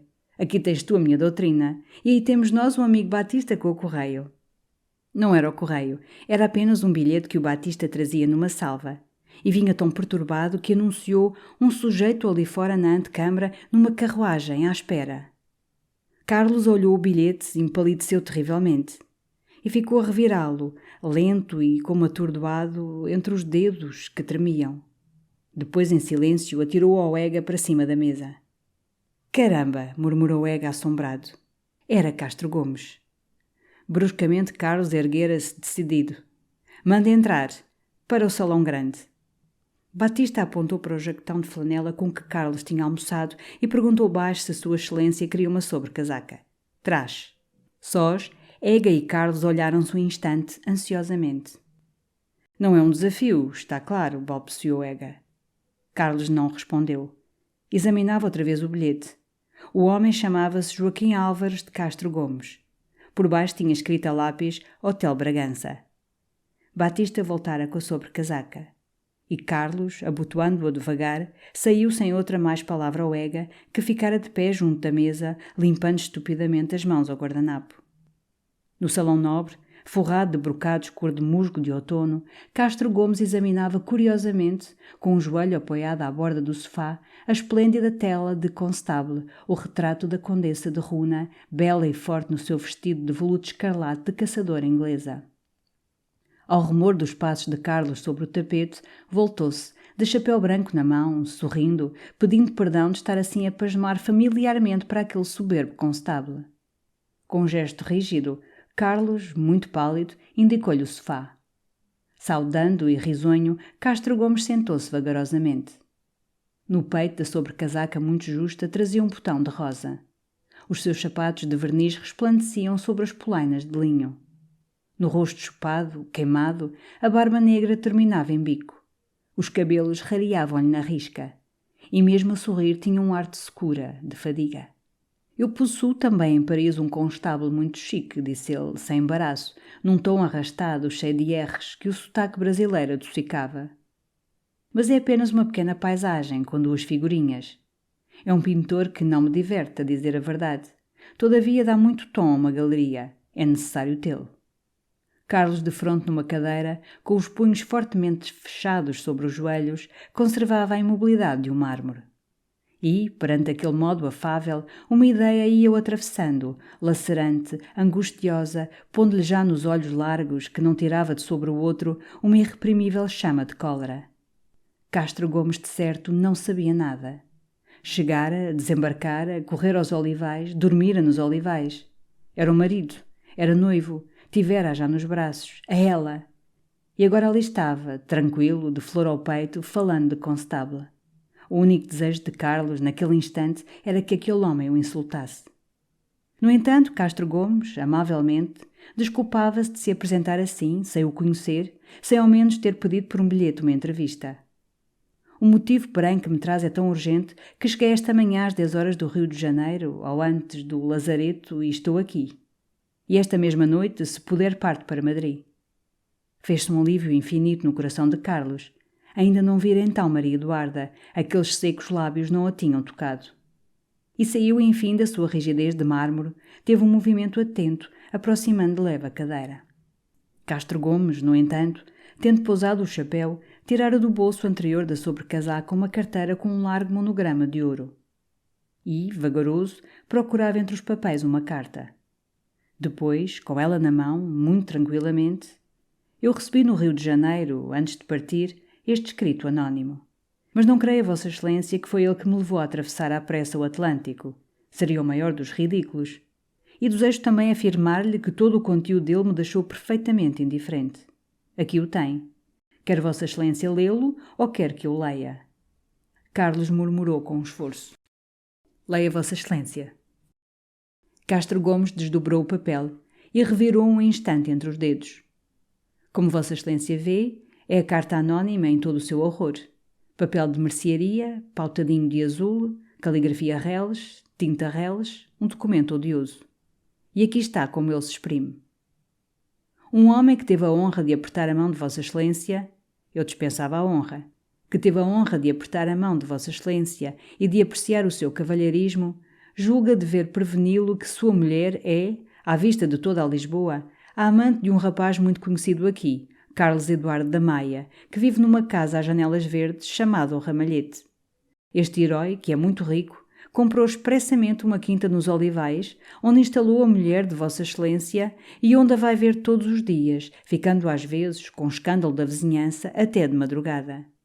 Assim um nome honrado de Vossa Excelência anda pelas lamas da capital. É tudo o que diz a carta, e eu só devo acrescentar, porque o sei, que tudo o que ela diz é incontestavelmente exato. O Sr. Carlos da Maia é, pois, publicamente, com conhecimento de toda a Lisboa, o amante dessa senhora. Carlos ergueu-se, muito sereno, e abrindo de leve os braços, numa aceitação inteira de todas as responsabilidades, não tenho então nada a dizer a Vossa Excelência, senão que estou às suas ordens. Uma fugitiva onda de sangue avivou a palidez morena de Castro Gomes. Dobrou a carta, guardou-a com todo o vagar na carteira. Depois, sorrindo friamente, perdão, o Sr. Carlos da Maia sabe, tão bem como eu, que, se isto tivesse de ter uma solução violenta, eu não viria aqui pessoalmente, à sua casa, ler-lhe este papel. A coisa é inteiramente outra. Carlos recaíra na cadeira, assombrado. E agora a lentidão adocicada daquela voz ia-se-lhe tornando intolerável. Um confuso terror do que viria desses lábios, que sorriam com uma polidez impertinente, quase fazia estalar o seu pobre coração. E era um desejo brutal de lhe gritar que acabasse, que o matasse ou que saísse daquela casa onde a sua presença era inutilidade ou uma torpeza. O outro passou os dedos no bigode e prosseguiu, devagar, arranjando as suas palavras com cuidado e com precisão. O meu caso é este, Sr. Carlos da Maia. Há pessoas em Lisboa que me não conhecem, de certo, mas que sabem a esta hora que existe algures, em Paris, no Brasil ou no inferno, um certo Castro Gomes, que tem uma mulher bonita e que a mulher desse Castro Gomes tem em Lisboa um amante. Isto é desagradável, sobretudo por ser falso. E Vossa Excelência compreende que eu não devo continuar a arrastar por mais tempo a fama de marido infeliz, visto que a não mereço e que a não posso legalmente ter. É por isso que aqui venho, muito francamente, de gentleman para gentleman, dizer-lhe, como tenho intenção de dizer a outros, que aquela senhora não é minha mulher. Durante um momento, Castro Gomes esperou a voz de Carlos da Maia. Mas ele conservava uma face muda, impenetrável, onde apenas os olhos brilhavam angustiosamente na lividez que a cobrira. Por fim, com um esforço, baixou de leve a cabeça, como acolhendo placidamente aquela revelação que tornava outra qualquer palavra entre eles desnecessária e vã. Mas Castro Gomes encolhera de leve os ombros, com uma lânguida resignação, como quem atribui tudo à malícia dos destinos. São as ridículas cenas da vida. O Sr. Carlos da Maia está daí a ver as coisas. É a velha, a clássica história. Há 3 anos que eu vivo com essa senhora. Quando tive o inverno passado de ir ao Brasil, trouxe-a a Lisboa para não vir sozinho. Fomos para o Hotel Central. Vossa Excelência compreende perfeitamente que eu não fui fazer confidências ao gerente do estabelecimento. Aquela senhora vinha comigo, dormia comigo, portanto, para todos os efeitos do hotel, era minha mulher. Como mulher de Castro Gomes ficou no Central. Como mulher de Castro Gomes alugou uma casa na Rua de São Francisco. Como mulher de Castro Gomes tomou enfim um amante. Deu-se sempre como mulher de Castro Gomes, mesmo nas circunstâncias mais particularmente desagradáveis para Castro Gomes. E, meu Deus, não podemos realmente condená-la muito. Achava-se por acaso revestida de uma excelente posição social e de um nome puro. Seria mais que humano que o seu amor da verdade a levasse, apenas conhecia alguém, a declarar que posição e nome eram de empréstimo e ela era apenas fulana de tal, amigada. De resto, sejamos justos, ela não era moralmente obrigada a dar semelhantes explicações ao tendeiro que lhe vendia a manteiga ou à matrona que lhe alugava a casa, nem mesmo, penso eu, a ninguém, a não ser a um pai que lhe quisesse apresentar sua filha saída do convento. De mais a mais sou eu que tenho um pouco a culpa. Muitas vezes, em coisas relativamente delicadas, lhe deixei usar o meu nome. Foi, por exemplo, com o nome de Castro Gomes que ela tomou a governante inglesa. As inglesas são tão exigentes. Aquela, sobretudo, uma rapariga tão séria. Enfim, tudo isso passou. O que importa agora é que eu lhe retiro solenemente o nome que lhe emprestara. E ela fica apenas com o seu, que é Madame MacCran. Carlos ergueu-se, lívido, e com as mãos fincadas nas costas da cadeira, tão fortemente que quase lhe esgaçava o estofo. Mais nada, creio eu? Castro Gomes mordeu de leve os beiços perante este remate brutal que o despedia. Mais nada, disse ele tomando o chapéu e levantando-se muito vagarosamente. Devo apenas acrescentar, para evitar a Vossa Excelência suspeitas injustas, que aquela senhora não é uma menina que eu tivesse seduzido e a quem recuso uma reparação. A pequerruchinha que ali anda não é minha filha. Eu conheço a mãe somente há 3 anos. Vinha dos braços de um qualquer, passou para os meus.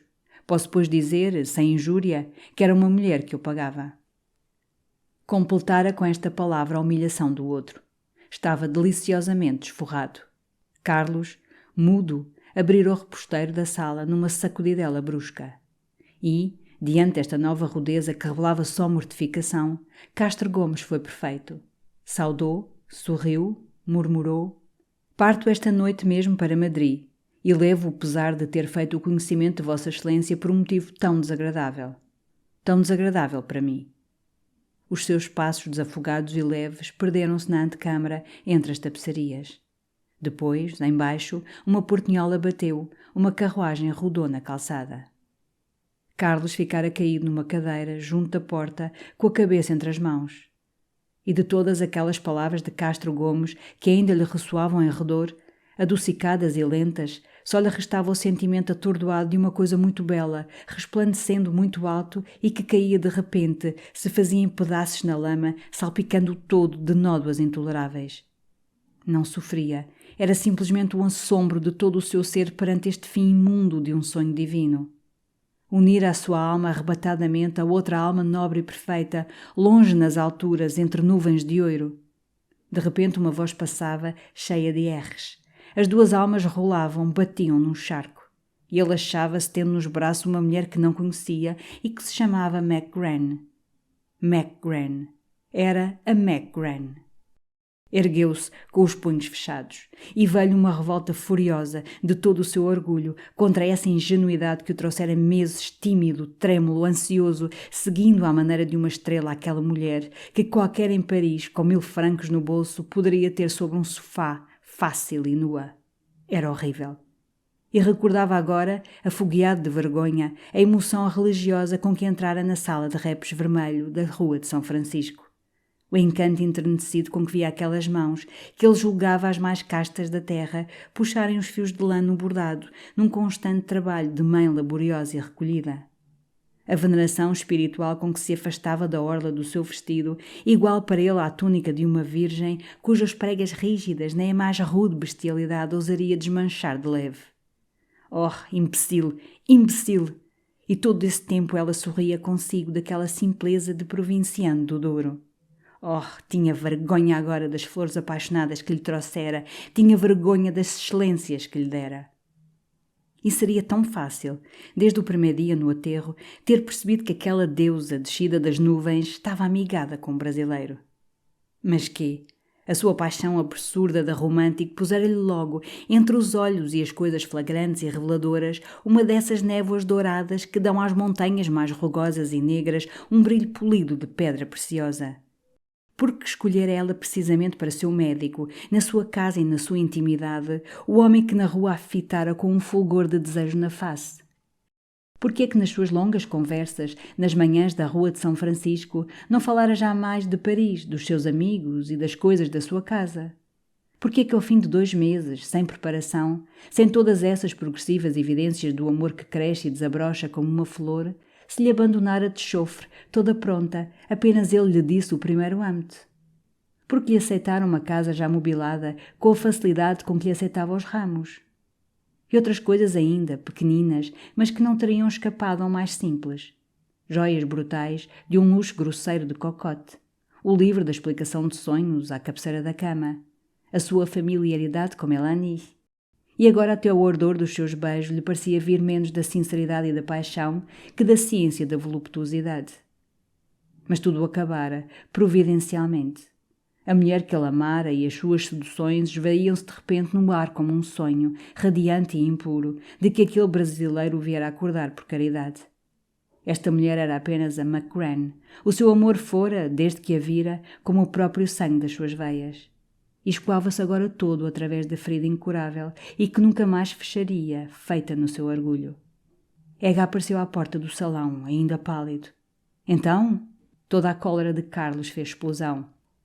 Extraordinário, Ega, extraordinário! A coisa mais abjecta, a coisa mais imunda. O homem pediu dinheiro? Pior. E passeando arrebatadamente, Carlos desabafou, contou tudo, sem reticências, com as mesmas palavras cruas do outro, que assim, repetidas e avivadas pelos seus lábios, lhe descobriam motivos novos de humilhação e de nojo. Já por acaso sucedeu a alguém coisa mais horrível? Exclamou por fim, cruzando violentamente os braços diante do Ega, que se abatera no sofá, assombrado. Podes tu conceber um caso mais sórdido? E também mais burlesco? É para estalar o coração. E é para arrebentar a rir. Estupendo! Aí nesse sofá, aí onde tu estás, o homenzinho, muito amável, de flor ao peito, a dizer: olhe que aquela criatura não é minha mulher, é uma criatura que eu pago. Compreendes isto bem? Aquele sujeito paga. Quanto é o beijo? 100 francos. Estão 100 francos. É de morrer. E recomeçou no seu passeio, desvairado, desabafando mais, recontando tudo, sempre com as palavras de Castro Gomes, que ele deformava ainda numa brutalidade maior. Que te parece, Ega? Diz lá, que fazias tu? É horrível, hã? Ega, que limpava pensativamente o vidro do monóculo, hesitou. Terminou por dizer que, considerando as coisas com superioridade, como homens do seu tempo e do seu mundo, elas não ofereciam nem motivos de cólera, nem motivos de dor. Então não compreendes nada, gritou Carlos. Não percebes o meu caso. Sim, Ega compreendia claramente que era horrível para um homem, no momento em que ia ligar com adoração o seu destino ao de uma mulher, saber que outros a tinham tido a tanto por noite. Mas isso mesmo simplificava e amenizava as coisas. O que fora um drama complicado tornava-se numa distração bonançosa. Ficava Carlos, desde logo, aliviado do remorso de ter desorganizado uma família. Já não tinha de se exilar, a esconder o seu erro, num buraco florido da Itália. Já o não prendia a honra para sempre a uma mulher a quem talvez não o prenderia para sempre o amor. Tudo isto, que diabo, eram vantagens. E a dignidade delas, clamou Carlos. Sim, mas a diminuição de dignidade e pureza não era na verdade grande, porque antes da visita de Castro Gomes já ela era uma mulher que foge do seu marido, o que, sem mesmo usar termos austeros, não é muito puro nem muito digno.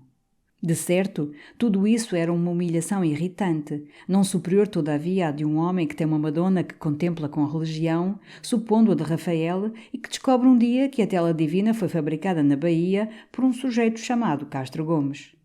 Mas o resultado íntimo e social parecia-lhe ser este. Carlos até aí tivera uma bela amante com inconvenientes, e agora tinha sem inconvenientes uma bela amante. O que tu deves fazer, meu caro Carlos?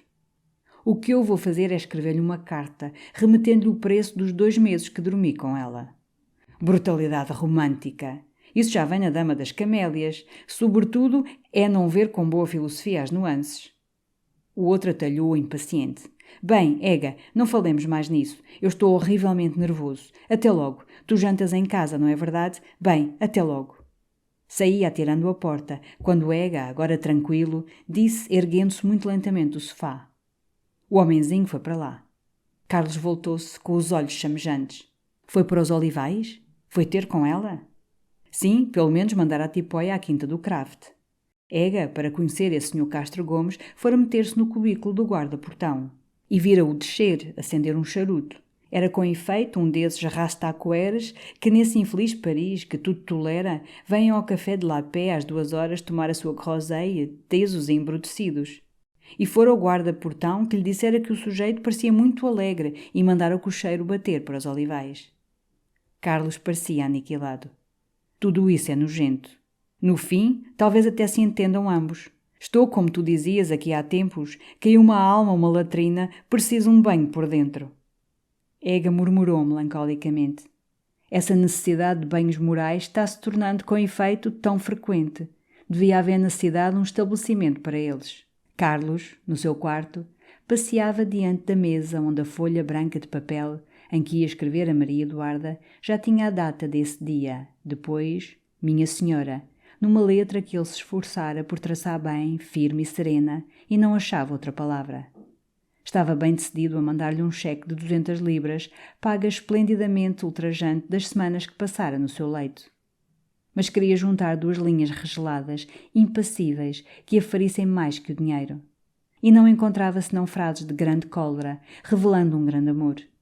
Olhava a folha branca, e a banal expressão Minha Senhora dava-lhe uma saudade dilacerante por aquela a quem na véspera ainda dizia Minha Adorada, pela mulher que se não chamava ainda Macrane, que era perfeita e que uma paixão indomável, superior à razão, entontecera e vencera.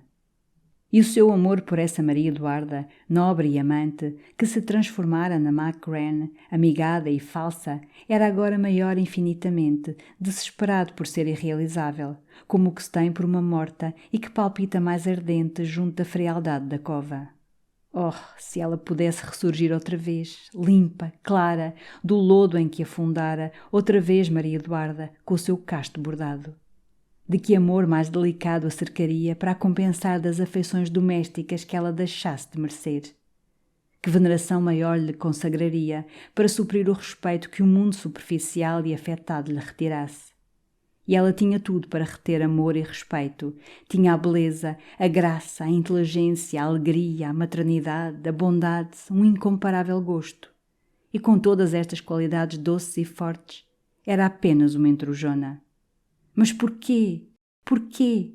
Porque entrara ela nesta longa fraude, tramada dia a dia, mentindo em tudo, desde o pudor que fingia até o nome que usava. Apertava a cabeça entre as mãos, achava a vida intolerável. Se ela mentia, onde havia então a verdade? Se ela o traía assim, com aqueles olhos claros, o universo podia bem ser toda uma imensa traição muda. Punha-se um molho de rosas num vaso e exalava-se dele a peste. Caminhava-se para uma relva fresca, ela escondia um lamaçal.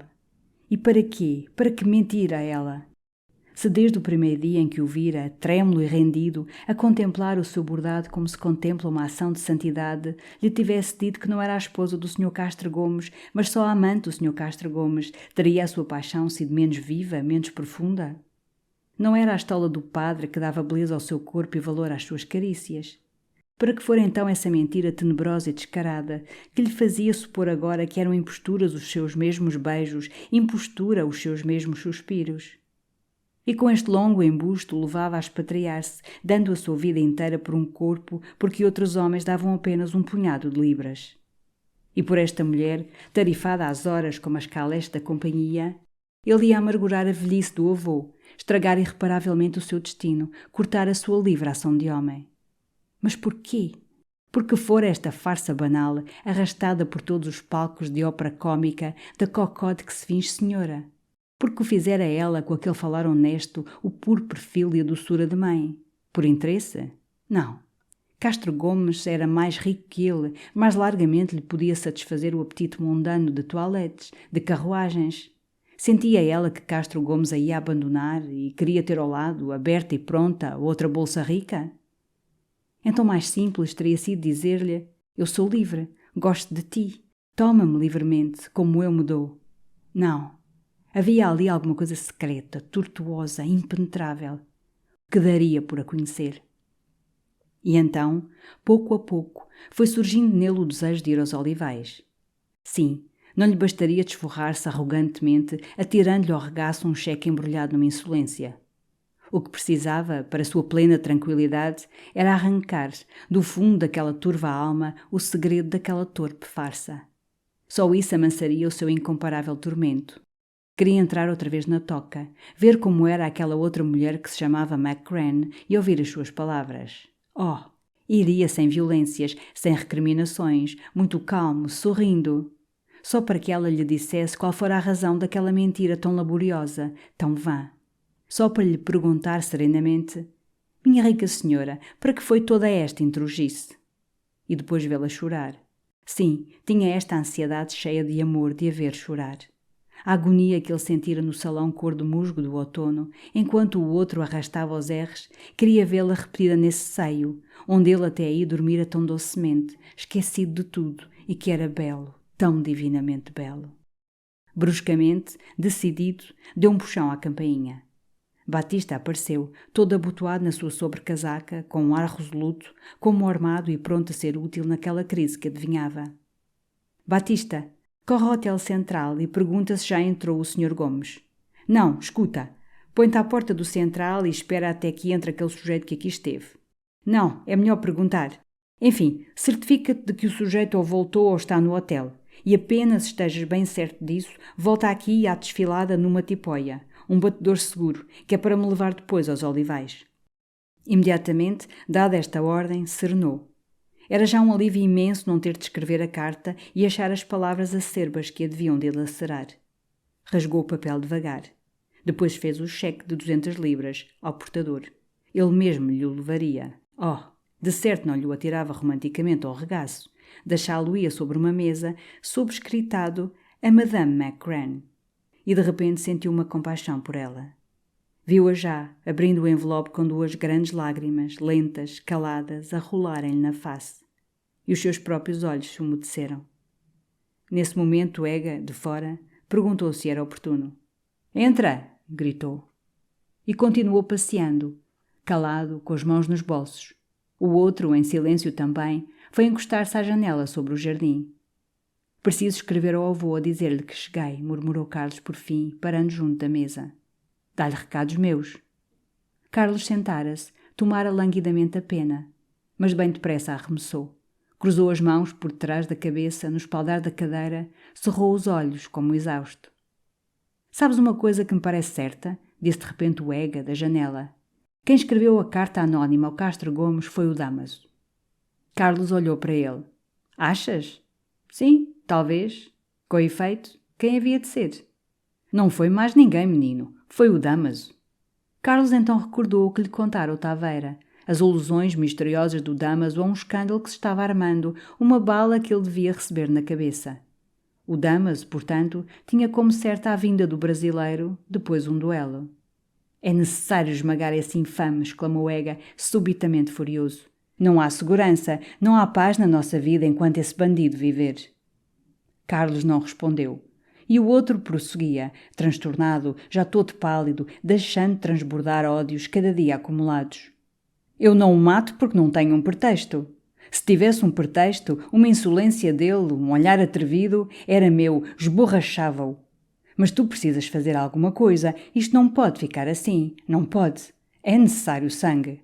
Vê tu que infâmia, uma carta anónima. Temos a nossa paz, a nossa felicidade, tudo exposto constantemente aos ataques do Sr. Dámaso. Não pode ser. Eu o que tenho pena é de não ter um pretexto. Mas tem-lo tu, aproveita e esmaga-o». Carlos encolheu vagamente os ombros. Merecia chicotadas, com efeito. Mas ele, realmente, só tem sido velhaco comigo por causa das minhas relações com essa senhora. E como isso é um caso acabado, tudo o que se prende com ele finda também. Parce seputis. E no fim era ele que tinha razão quando dizia que ela era uma intrujona. Atirou uma punhada à mesa, ergueu-se e com um sorriso amargo, num tédio infinito de tudo.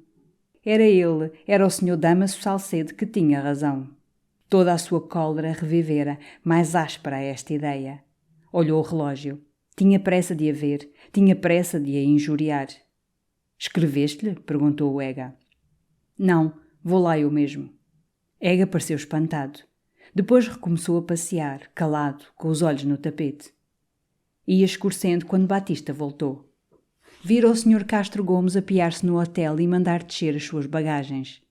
E a tipóia para levar o menino aos Olivais esperava embaixo.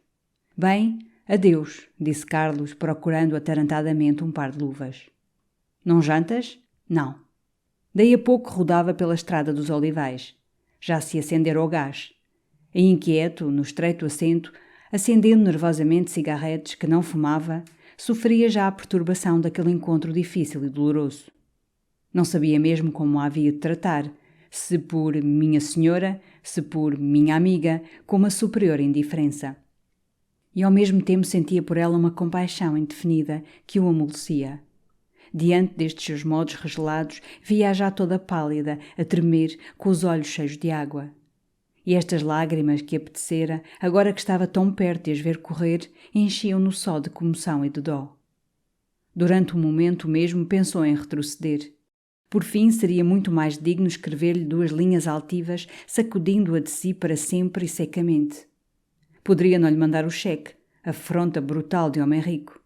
Apesar de embusteira, era mulher, cheia de nervos, cheia de fantasia, e amara-o talvez com desinteresse. Mas uma carta era mais digno. E agora acudiam-lhe as palavras que lhe deveria ter dirigido, incisivas e precisas. Sim, devia-lhe ter dito que se estava pronto a dar a sua vida a uma mulher que se lhe abandonara por paixão, estava decidida a não sacrificar nem os seus vagares a uma mulher que lhe cedera por profissão. Era mais simples, era determinante. E depois não havia, não teria de suportar a tortura das explicações e das lágrimas. Então veio uma fraqueza.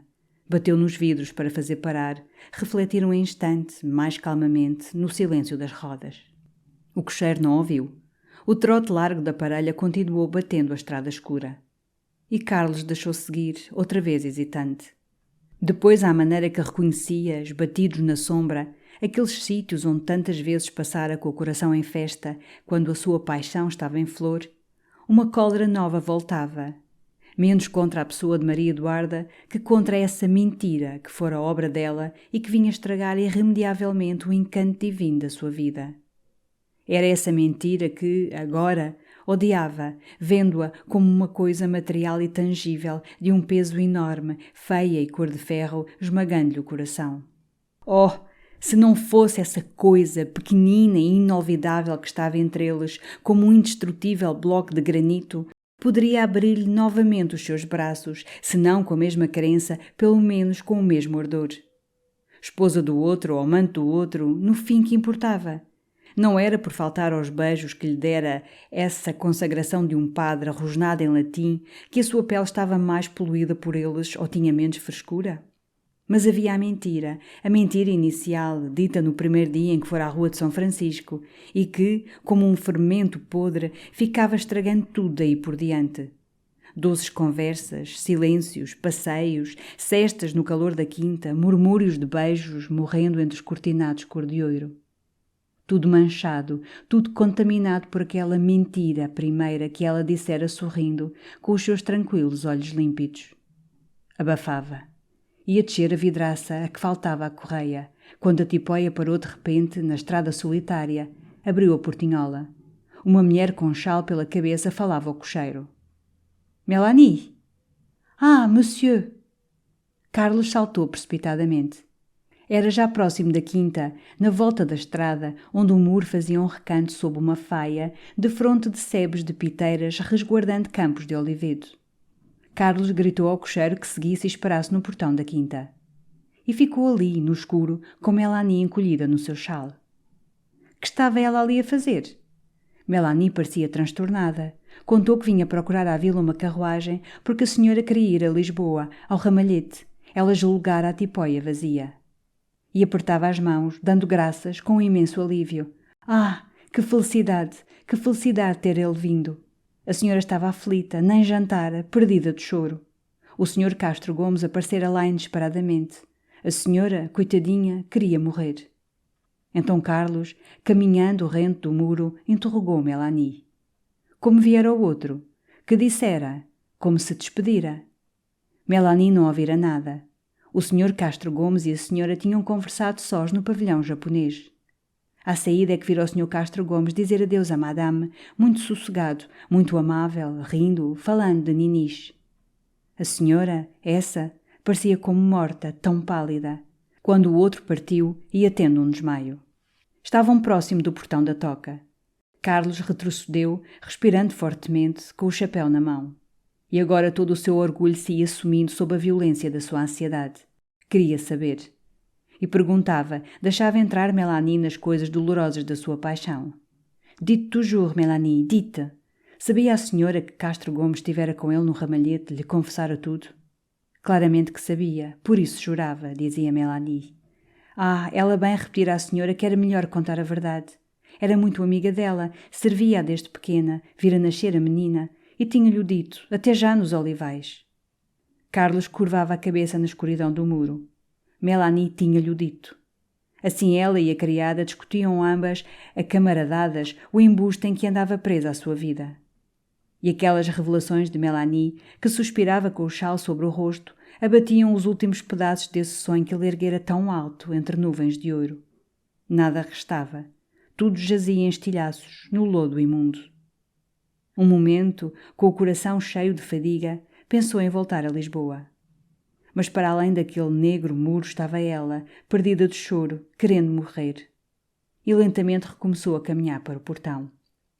E agora, sem resistência nenhuma do orgulho, fazia perguntas mais íntimas a Mélanie.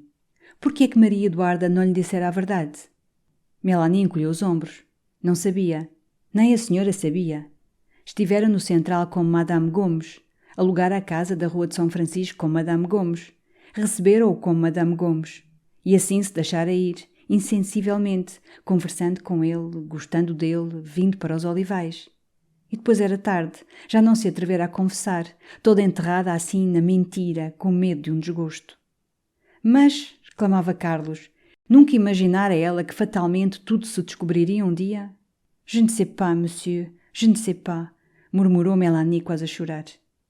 Depois eram outras curiosidades. Ela não esperava Castro Gomes, não supunha que ele voltasse, não costumava falar dele. Oh non, monsieur, oh non!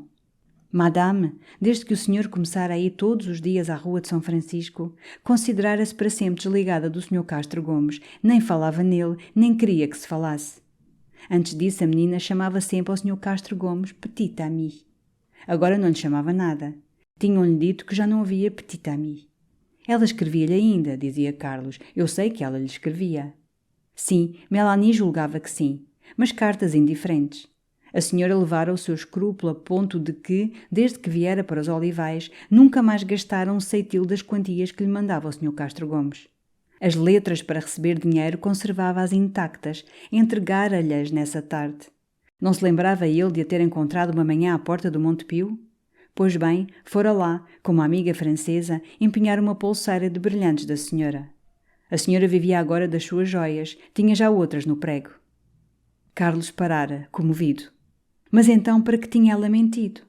Je ne sais pas, dizia Mélanie, je ne sais pas. Mas ele vous aime bien, allez. Estavam defronte do portão. A tipóia esperava. E ao fundo da rua de acácias, a porta da casa aberta deixava passar a luz do corredor, frouxa e triste.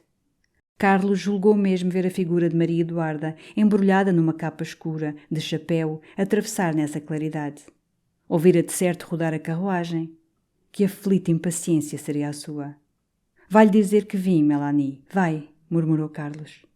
A rapariga correu. E ele, caminhando devagar sob as acácias, sentia no sombrio silêncio as pancadas desordenadas do seu coração.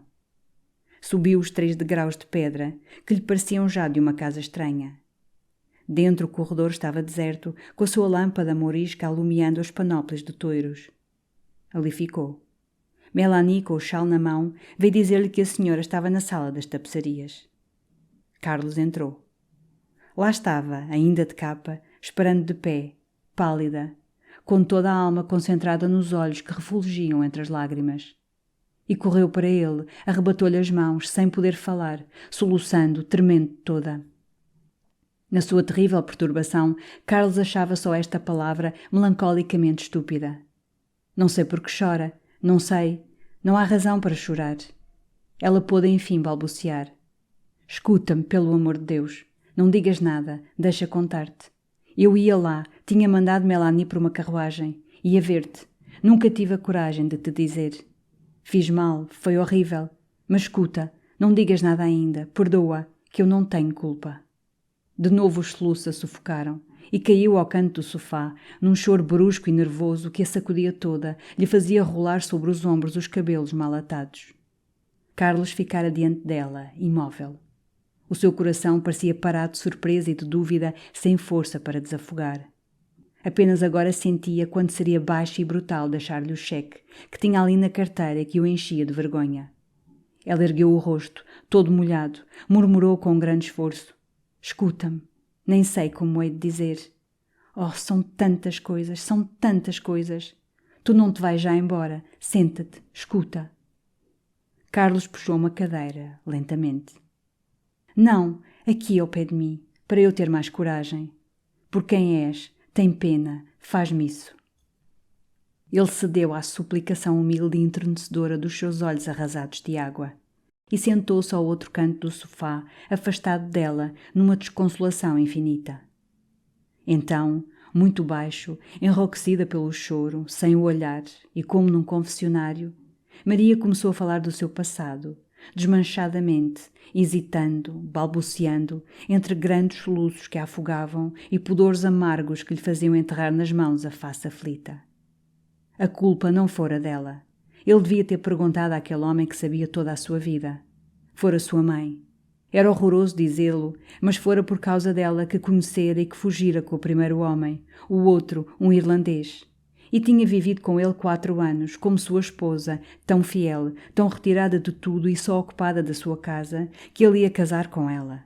Mas morrera na guerra com os alemães, na batalha de Saint-Privat. E ela ficara com Rosa, com a mãe doente, sem recursos, depois de vender tudo. Ao princípio trabalhara. Em Londres tinha procurado dar lições de piano. Tudo falhara. 2 dias vivera sem lume, de peixe salgado, vendo Rosa com fome. A pobre criança com fome, com fome. Ah, ele não podia perceber o que isto era. Quase fora por caridade que as tinham repatriado para Paris. E aí conhecera Castro Gomes. Era horrível, mas que havia de ela fazer? Estava perdida. Lentamente escorregara do sofá, caíra aos pés de Carlos. E ele permanecia imóvel, mudo, com o coração rasgado por angústias diferentes. Era uma compaixão trêmula por todas aquelas misérias sofridas, dor de mãe, trabalho procurado, fome, que lhe a tornavam confusamente mais querida. E era o horror desse outro homem, o irlandês que surgia agora e que lhe a tornava de repente mais maculada. Ela continuava falando de Castro Gomes.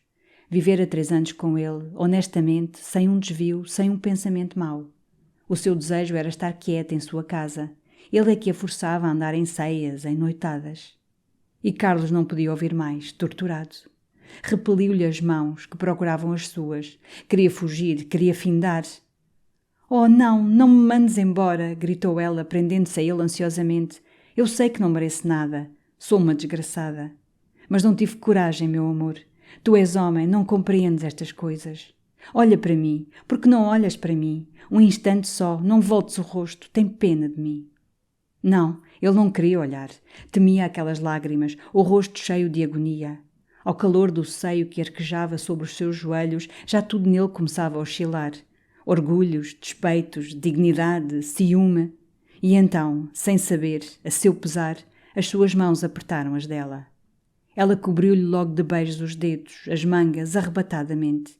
E ansiosa implorava do fundo da sua miséria um instante de misericórdia. Oh, dize que me perdoas.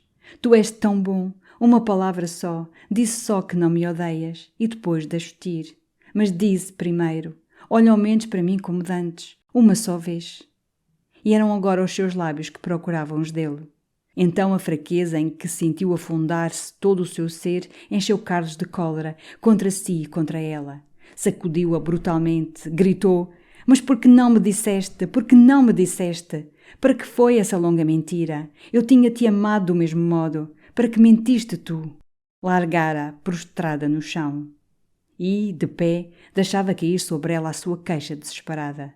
É a tua mentira que nos separa, a tua horrível mentira, a tua mentira somente. Ela ergueu-se pouco a pouco, mal se sustendo e com uma palidez de desmaio. Mas eu queria dizer-te, murmurou muito baixo, muito quebrada diante dele, deixando cair os braços. Eu queria dizer-te, não te lembras? Daquele dia em que tu vieste tarde, quando eu falei da casa de campo e que tu pela primeira vez declaraste que gostavas de mim? Eu disse-te logo, há uma coisa que te quero contar. Tu nem me deixaste acabar. Imaginavas o que era, que eu queria ser só tua, longe de tudo. E disseste então que havíamos de ir, com Rosa, ser felizes para algum canto do mundo. Não te lembras? Foi então que me veio uma tentação. Era não dizer nada, deixar-me levar e depois, mais tarde, anos depois, quando te tivesse provado bem que boa mulher eu era, digna da tua estima, confessar-te tudo e dizer-te: agora, se queres, manda-me embora. Oh, foi mal feito, bem sei, mas foi uma tentação, não resisti. Se tu não falasses em fugirmos, tinha-te dito tudo. Mas mal falaste em fugirmos, vi uma outra vida, uma grande esperança, nem sei quê. E além disso odiava aquela horrível confissão. Enfim, nem posso explicar. Era como o céu que se abria. Via-me contigo numa casa nossa. Foi uma tentação. E depois era horrível, no momento em que tu me querias tanto, ir dizer-te: não faças tudo isso por mim, olha que eu sou uma desgraçada, nem marido tenho. Que te hei de explicar mais? Não me resignava a perder o teu respeito. Era tão bom ser assim estimada. Enfim, foi um mal, foi um grande mal. E agora aí está, vejo-me perdida, tudo acabou. Atirou-se para o chão, como uma criatura vencida e finda, escondendo a face no sofá. E Carlos, indo lentamente ao fundo da sala, voltando bruscamente até junto dela, tinha só a mesma recriminação. A mentira, pertinaz e de cada dia. Só os soluços dela lhe respondiam. Porque não me disseste ao menos depois, aqui nos olivais, quando sabias que tu eras tudo para mim? Ela ergueu a cabeça, fatigada. Que queres tu? Tive medo que o teu amor mudasse, que fosse de outro modo. Via-te já a tratar-me sem respeito. Via-te a entrar por aí dentro, de chapéu na cabeça, a perder a afeição à pequena, a querer pagar as despesas da casa. Depois tinha remorsos, ia adiando, dizia: hoje não, um dia só mais de felicidade, amanhã será. E assim ia indo. Enfim, nem eu sei, um horror. Houve um silêncio. E então Carlos sentiu à porta Ninis, que queria entrar e que ganhia baixinho e doloridamente. Abriu. A cadelinha correu, pulou para o sofá, onde Maria permanecia soluçando, enrodilhada a um canto. Procurava lamber-lhe as mãos, inquieta. Depois ficou plantada junto dela, como a aguardá-la, desconfiada, seguindo com os seus vivos olhos de azeviche Carlos, que recomeçara a passear sombriamente. Um ai mais longo e mais triste de Maria fê-lo parar. Esteve um momento olhando para aquela dor humilhada. Todo abalado, com os lábios a tremer, murmurou: mesmo que te pudesse perdoar, como te poderia acreditar agora nunca mais? Há esta mentira horrível sempre entre nós a separar-nos. Não teria um único dia de confiança e de paz. Nunca te menti senão numa coisa, e por amor de ti, disse ela gravemente do fundo da sua prostração. Não, mentiste em tudo. Tudo era falso. Falso o teu casamento, falso o teu nome, falsa a tua vida toda. Nunca mais te poderia acreditar. Como havia de ser, se agora mesmo quase que nem acredito no motivo das tuas lágrimas. Uma indignação ergueu-a, direita e soberba. Os seus olhos de repente secos rebrilharam, revoltados e largos, no mármore da sua palidez. Que queres tu dizer? Que estas lágrimas têm outro motivo, estas súplicas são fingidas? Que finjo tudo para te reter, para não te perder, ter outro homem, agora que estou abandonada? Ele balbuciou. Não, não, não é isso. E eu? Exclamou ela, caminhando para ele, dominando-o, magnífica e com um esplendor de verdade na face. E eu? Por que hei de eu acreditar nessa grande paixão que me juravas? O que é que tu amavas então em mim? Diz lá. Era a mulher de outro, o nome, o requinte do adultério, as toaletes? Ou era eu própria, o meu corpo, a minha alma e o meu amor por ti? Eu sou a mesma, olha bem para mim. Estes braços são os mesmos, este peito é o mesmo, só uma coisa é diferente, a minha paixão. Essa é maior, desgraçadamente, infinitamente maior. Oh, se isso fosse verdade! Gritou Carlos apertando as mãos. Num instante Maria estava caída a seus pés, com os braços abertos para ele. Juro-te por alma da minha filha, por alma de Rosa. Amo-te, adoro-te doidamente, absurdamente, até à morte. Carlos tremia. Todo o seu ser pendia para ela. E era um impulso irresistível de se deixar cair sobre aquele seio que arfava a seus pés, ainda que ele fosse o abismo da sua vida inteira. Mas outra vez a ideia da mentira passou regeladora. E afastou-se dela, levando os punhos à cabeça, num desespero, revoltado contra aquela coisa pequenina e indestrutível que não queria sumir-se e que se interpunha como uma barra de ferro entre ele e a sua felicidade divina. Ela ficara ajoelhada, imóvel, com os olhos esgazeados para o tapete. Depois, no silêncio estufado da sala, a sua voz ergueu-se dolente e trêmula. Tens razão. Acabou-se. Tu não me acreditas, tudo se acabou. É melhor que te vás embora. Ninguém mais me torna a acreditar. Acabou tudo para mim, não tenho ninguém mais no mundo. Amanhã saio daqui, deixo-te tudo.